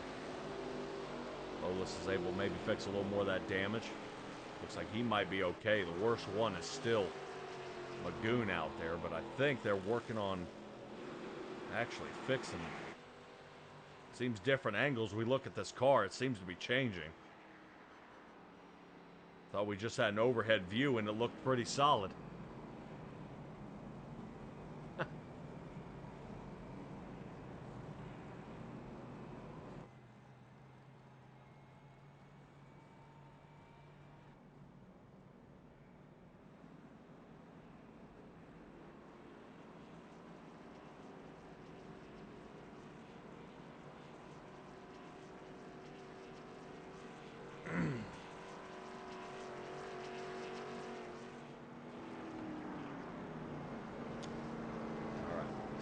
Out here.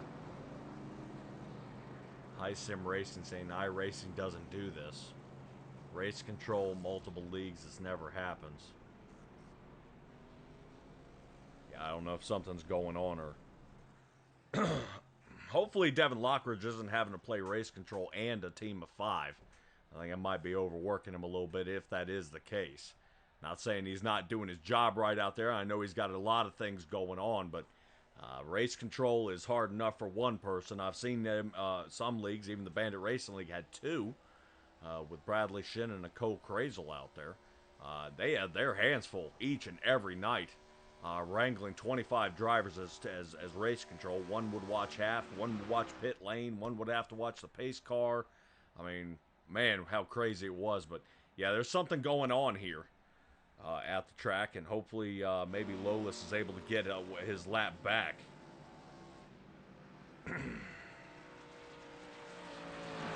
Yeah, and it's just something around with this Atlanta Super Speedway. It's just some weird stuff,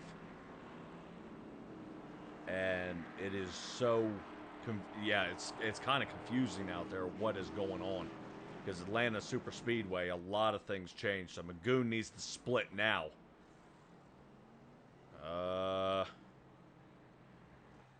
Coach, you're running out of time. There you go. He does have that #1 spot, but he's got to get past that green cone in time before he can pick up speed. And he is able to get through. Right now, taking a look at some of that damage to Jared Magoon. Right now, he's going to be pretty uptight about what is going on. We'll see if we can grab a hold of Jared Magoon over the radio here and see if we can pick him off and without disrupting him too much. Jared Magoon, we got back in contact with you in your helmet here, bud. How much damage we got to that car? I've probably done 4 minutes to it, and I still got like another three and a half left. So it's rough. That kind of really stunk. Yeah. How's the car feel out there? Right now, it does not get up to speed. So I mean, it drives really well, only because it's so slow. Bummer. All right, well, we were taking a look back at that caution and a little bit of net code between you and Justin Cope, but you were, from our angle, assisted. You had avoided the wreck, and it looked like everything went well. Bullard was able to squeak across the top, but you seemed to get a little boost from the back. Did you feel it? Oh, I felt it. All right, well, we also turned in a little bit of the radioactive out there, so I'm sure somebody's going to be hanging their head out there. Jared, good luck to you, buddy. Oh, hate to see it happen to you. Yeah, thank you so much, guys. Yep. All right, Jared Magoon. Got a little more damage to fix, but we'll see if we can get this going again. Are we under green flag? Yes, we are currently. 18 laps left to go. And Magoon leading a good, solid chunk of this race. He's going to be way back. That's going to now, with the amount of cautions that it put through, that the Lucky Dogs puts us now with 6 drivers onto the lead lap. Cope and I believe, yes, Magoon are still on the lead lap here. They try to fight through the lapped cars that are up front. So Jared Hayes holds on to the lead. Brett Bullard sits second. Sakosa third. Lola's fourth. Cope is fifth. Our eyes do not deceive us when we take a look at the replay. It was an assisted wreck. A lot of things were happening out there. They'll definitely be taking a peek at it yet again. You see guys shuffling all back and forth. I thought we were going to have a 1, 2, 3, but does not appear so. Sarkozy chooses high line here. And now that's pretty dangerous, seeing the 76 of Eric Howard looking to the inside. And now Howard falls off the table there a little bit. Right now, I've seen leagues have been prohibiting drivers from going below that red line on the front stretch, and just for that reason. He drops off the table there, tries to merge back on, and then guys start bumping and banging here. I got a feeling we're going to see Lolis get in some trouble here, as right now he's currently in fourth, but he is behind this gaggle of cars here. So the night lights come on here at Atlanta. We are taking a look at Lolis sitting fourth behind the Levi Garrett machine there of Brian Wiggins. Inside sits the 16 right now of Adrian Torres. Torres still, well, a handful of laps down, 4 to be exact, before we can get that car back onto the lead lap. Yes, a huge checkup here from the 76. Right now, that is not what you want to see, especially from his angle. We're sitting on top. You know, when we get a driver like that and you're hanging out on the inside, you can't see anything in front of you here. This is exactly what Adrian Torres sees.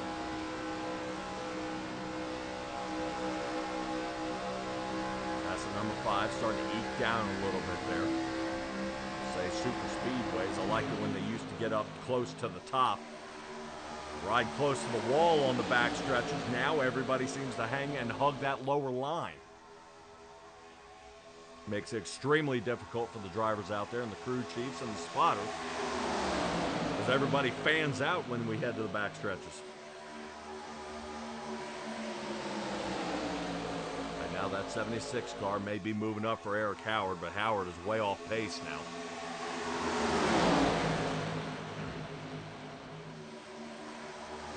As I can see right now, Hayes and Bullard currently staying out front, 3 wide. Lola's trying to hang it in there. Wiggins will be ricocheting off the wall, coming back down. Good Lord, Lolis just squeaked out of there. Woo. His spotter is now throwing up into his helmet. That is not good. Daniel Lolis able to keep in touch there. As Wiggins, yep. Now the 76 rotates up. Right now, Lolis is getting hammered around out here. Just can't seem to find a safe spot. Right now, Justin Cope would need to pass him, and Cope is currently 15 seconds off Lolis. If I were the 97, might have to hang back, but I think what keeps driving him is the number 8 toward the edge of our screen. That's 3rd place. And he's going to want to get up here. Oh, there's Magoon. Oh, Magoon on the wall. Wiggins caught him. Wiggins caught him and put him on the wall.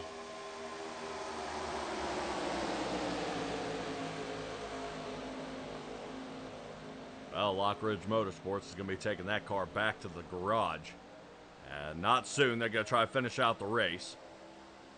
But there's going to be a lot of body work to be done. So Magoon now goes down a lap. Only about 5 from our green flag. Excuse me, 8. Since the green dropped. Jared Magoon unfortunately goes down a lap here.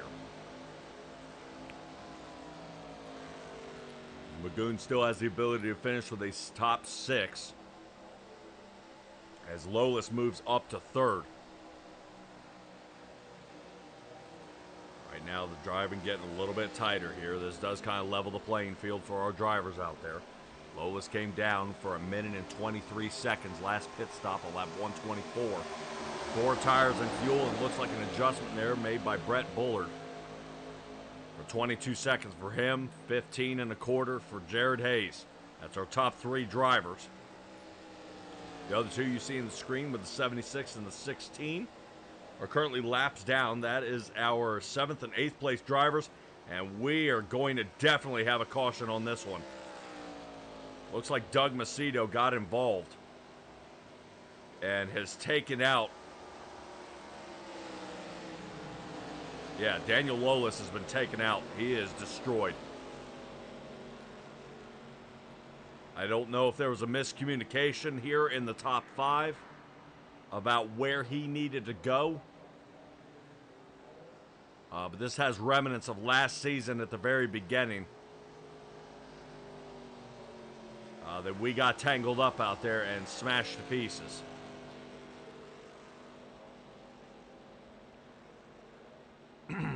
Wow. Alright, Daniel Lolis is not going to be happy. Definitely not going to be happy here. As the 97 machine is going to look to see how much damage and maybe towing it. I would expect to see him probably trying to see how much he can fix. See if they can get a front bumper back on that thing and at least the hood. Let's try to see what happens. Here comes the lap car. Oh, they split it. Oh my. Okay, the only reason I would be frustrated at a situation like this is I hate to say it, our front 2 guys may have made the mistake here. Right now, they need to be communicating with our lap driver. Our lap driver appears to be moving up. Jared Hayes switches lanes from all the way at the bottom to pass him on the outside. And the only thing Macedo can do is he can only see out of the left front, out of the left mirror where he sees a white car. Has no idea the Tide Machine is there. Absolutely lost him. Look at the speed at which it happens. 32 splits. He can't find him. Tries to move out of the way. Holy cow. And Daniel Lolis, right after he finishes blinking, comes back and greets the back end of that car. Look at this again. This is Lolis blinking, and boom. Catches him, gets the 76. Sikosi gets nailed.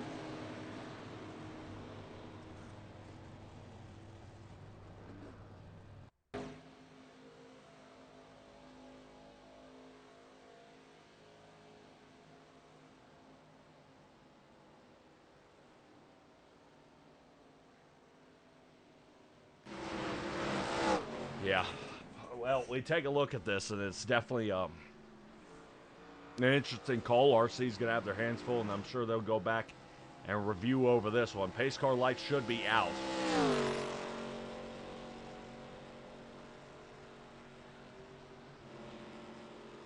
And Lockridge Motorsports saying we told them to stay low.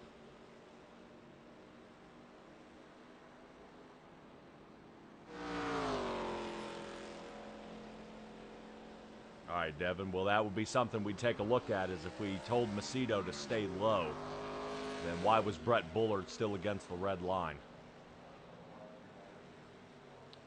Yeah, because the front two splitting there, I think, is what got us in trouble. And Macedo didn't know where to go, and it's hard to choose the center when you don't know where the center is. So I'm not saying Macedo's not at fault here. He's 110% at fault. I think there was another 80, 90 feet of infield he could have gone to. But the splitting, I think, probably confused everybody out there, and that really put these guys on the back foot.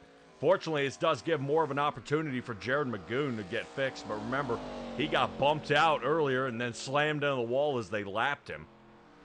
So unfortunately, I do believe he was able to come down in the pit 39.5 seconds, try to get that car fixed up, which means he had to pass around to get back on the lead lap for the lucky dog position, and then get back to it. And notice his timing. Green flag is out. He meets the back end of the field. Fantastic. So Magoon trying to hold it to the floor here. And get back up to speed. Here we go. 4 to go.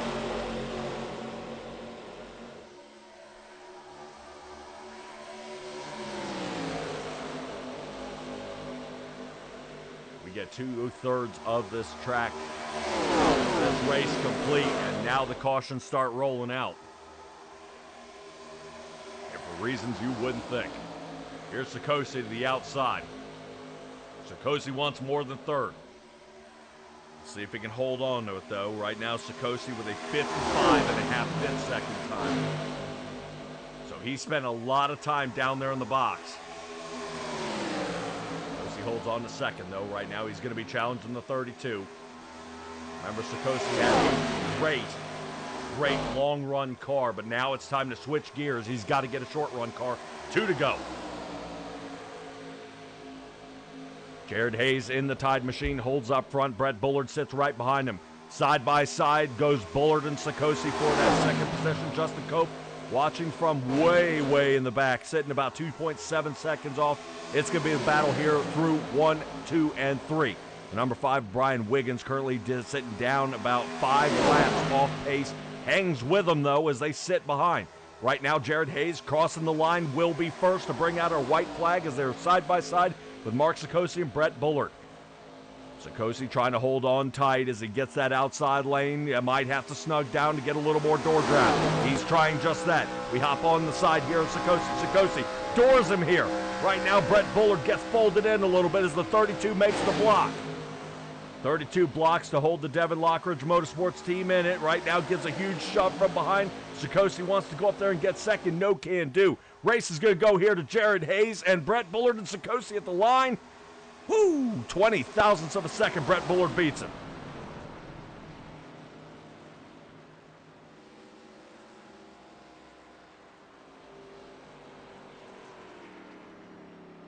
All right, awesome job here. Great finish here to the Golden Corral 500.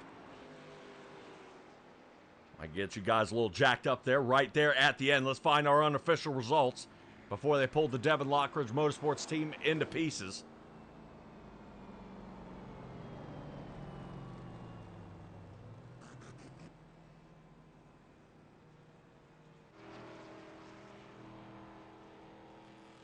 Yeah, right now a bunch of our drivers ended up checking out, though.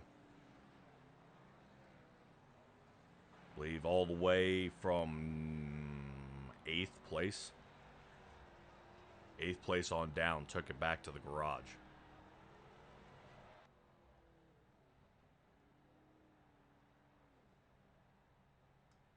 All right, let's check in on Jared Hayes here, as he is enjoying his race win.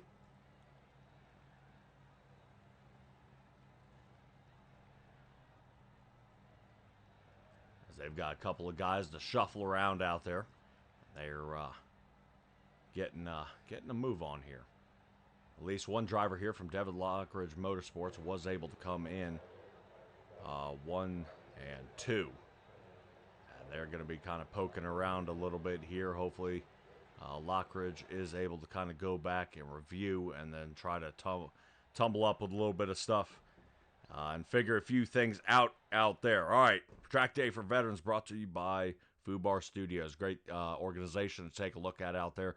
Get some of our vets back out there on the track, learn a little bit of camaraderie out there, and give them a chance to actually drive behind the wheel, work down in pit road, that sort of thing. Definitely something to make you want to go check out. All right, guys, hang in there just a little bit. We're going to run our drivers down. We'll be right back.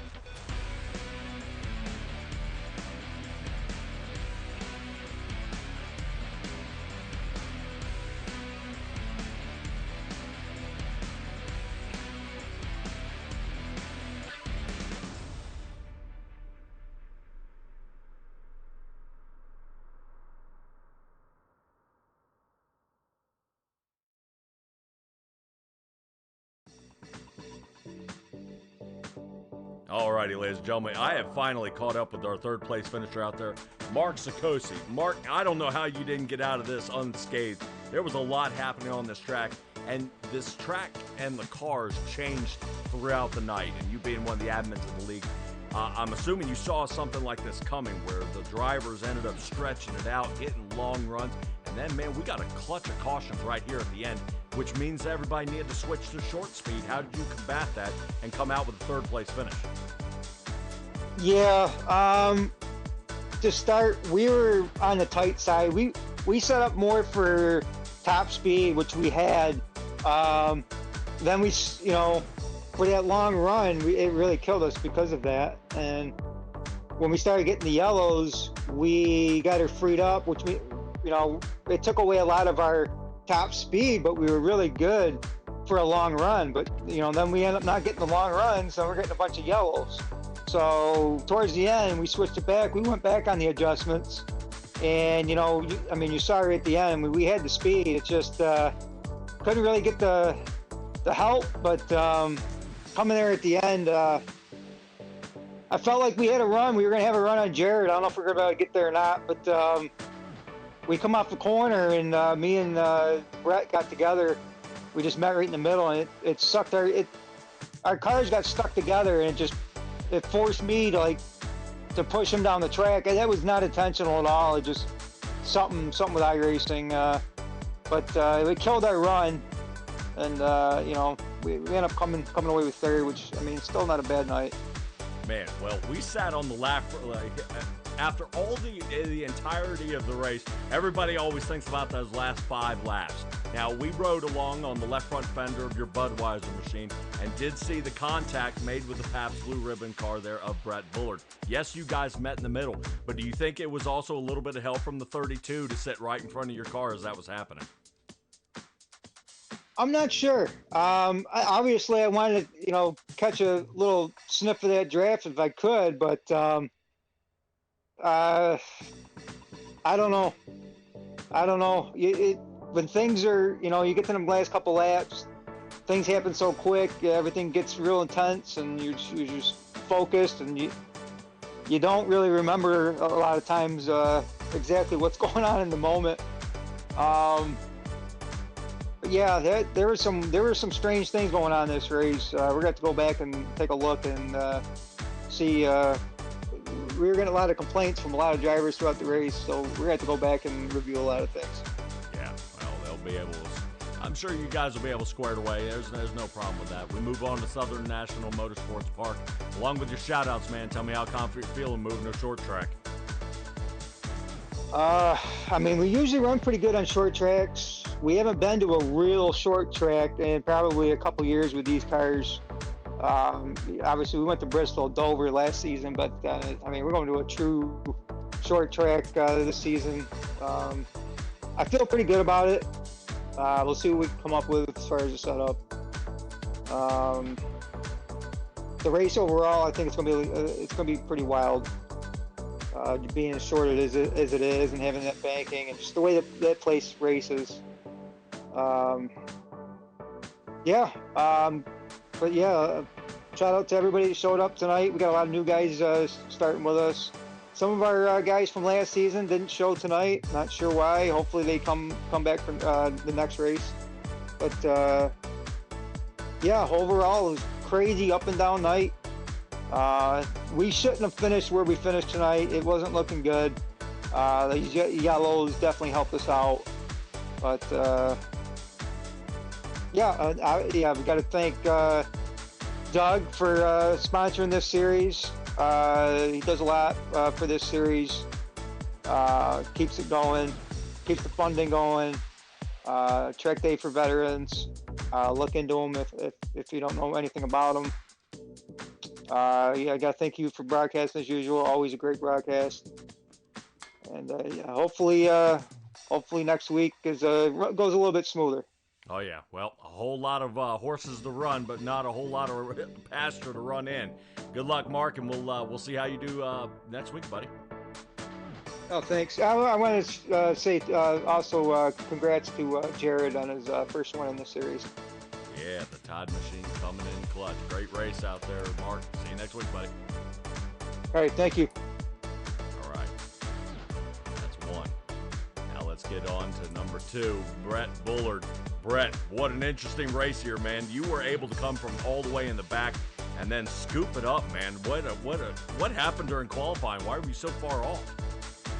I just wasn't really pushing it. Being the first time racing with these guys, I kind of wanted to start in the back, hence why I asked for EOL, just to kind of get a feel for these guys and see how they race, and was able to work my way up through the field pretty easily there. And all right, I was kind of hinting to Devin Lockridge out there. All this race, man, we kind of keep an eye on the Pabst Blue Ribbon car charging up front, the number 12 doing an awesome job. But talk to me about one of these last cautions we have where it involved Doug Macedo. It's saying out here in the chat that Lockridge told him to stay low, but you stayed low and the 32 shot high. What happened? Didn't hear the RC. I was sitting there trying to guess where he was going because he was kind of up and down on the track, and then once the guy in front of me kind of peeled up, I just had to make a split-second reaction and just had to try and avoid him at that point. There wasn't a whole lot I could do.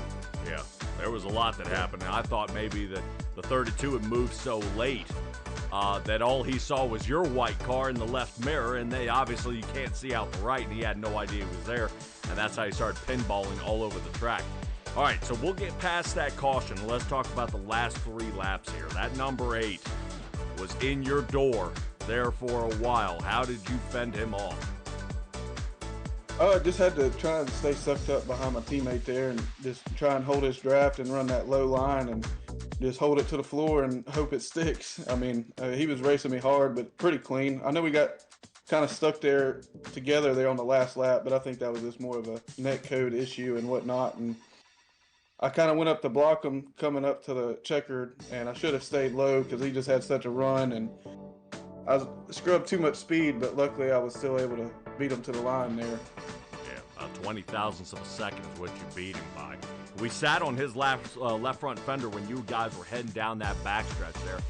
Kind of beating, banging off the side of each other. It looked like the 32 and Jared Hayes tried to assist in the block because the 8 had the run, and then the 2 of you guys made contact behind him. What an interesting race it ended up being, and especially you coming away with second place. But man, next week, I'm not sure. Are you part-time or full-time driver? Will you be here next week before I ask?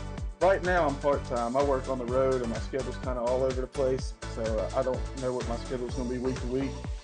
So we're just kind of playing it by ear. Okay.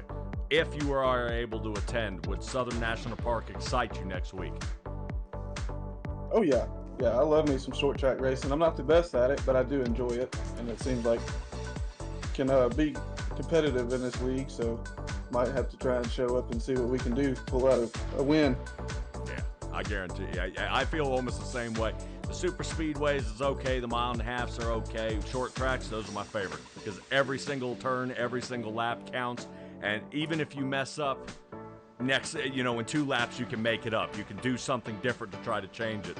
But the laps do tick away pretty quick, so any kind of adjustment that you want to make has to count, and it can't be too drastic. So I'm sure you and Devin, Lockridge Motorsports, are going to have y'all's hands full.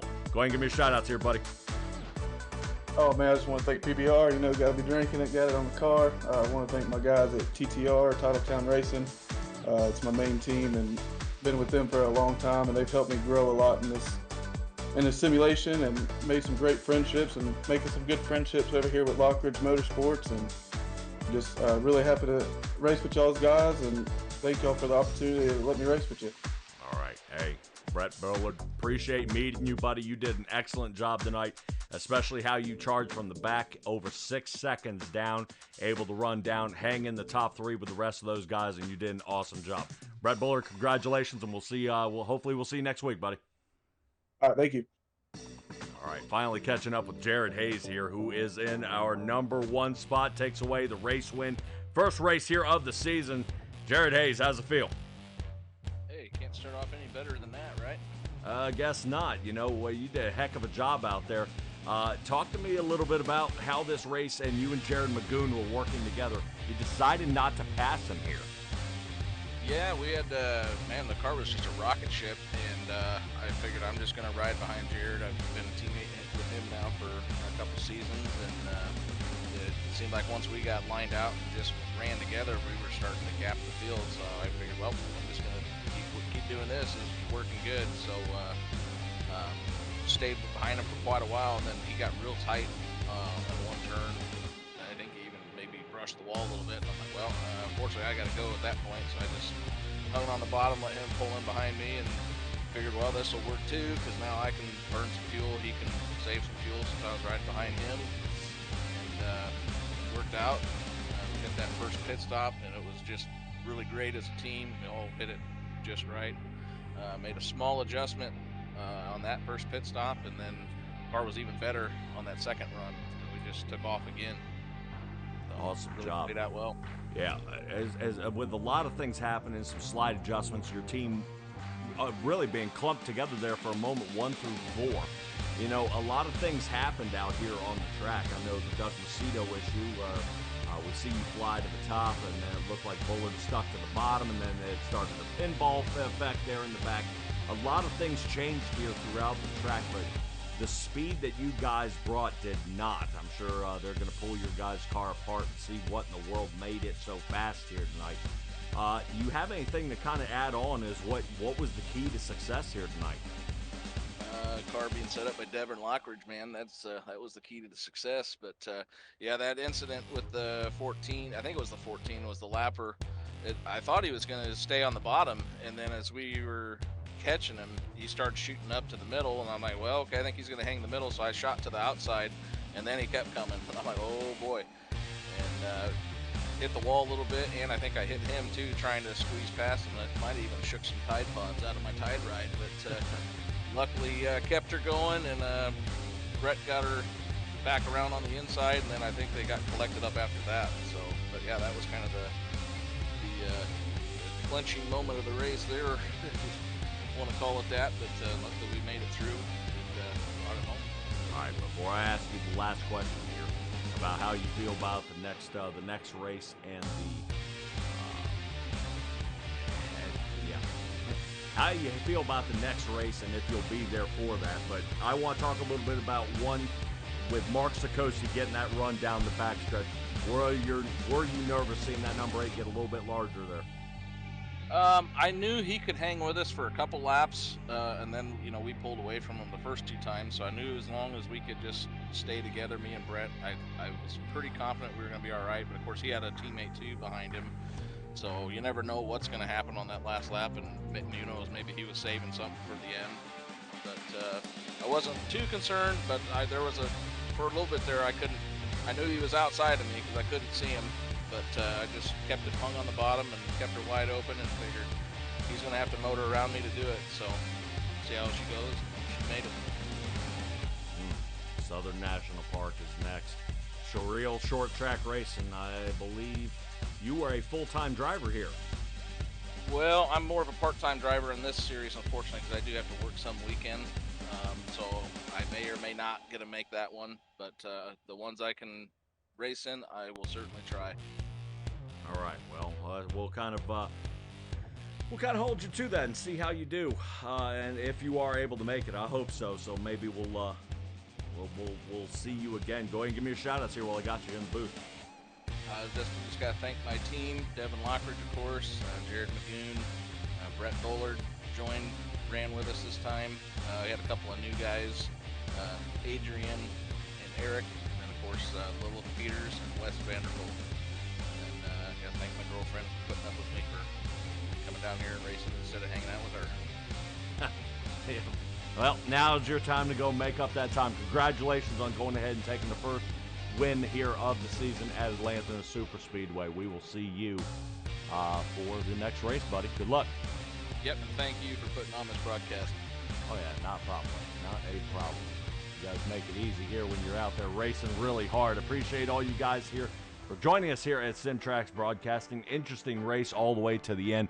We got strung out, then we got a slew of cautions, then we had guys bumping and driving and smashing each other through, and we made it all the way to the end with Jared Hayes coming away with the win after starting second. Brett Bullard after starting in, I believe it was 9th. He moves up to the 2nd spot. Sikosi qualifying in 3rd, finishing in 3rd. Hard charge of the race did go to Justin Cope, who did finish in 4th place. He gained 11 here on the night, but it's going to be an awesome run. What we're going to have next week, I'll tell you one more time, the Southern National Motorsports Park for 275 laps. Guys, make sure you're here on time at 8 o'clock on next Saturday when we get ready to get that kicked off for the Icebreaker 400. But the Golden Corral 500 comes to an end here tonight. That should do it for us here at SimTraX Broadcasting. Be well, be safe, be kind. We'll see all you guys next time.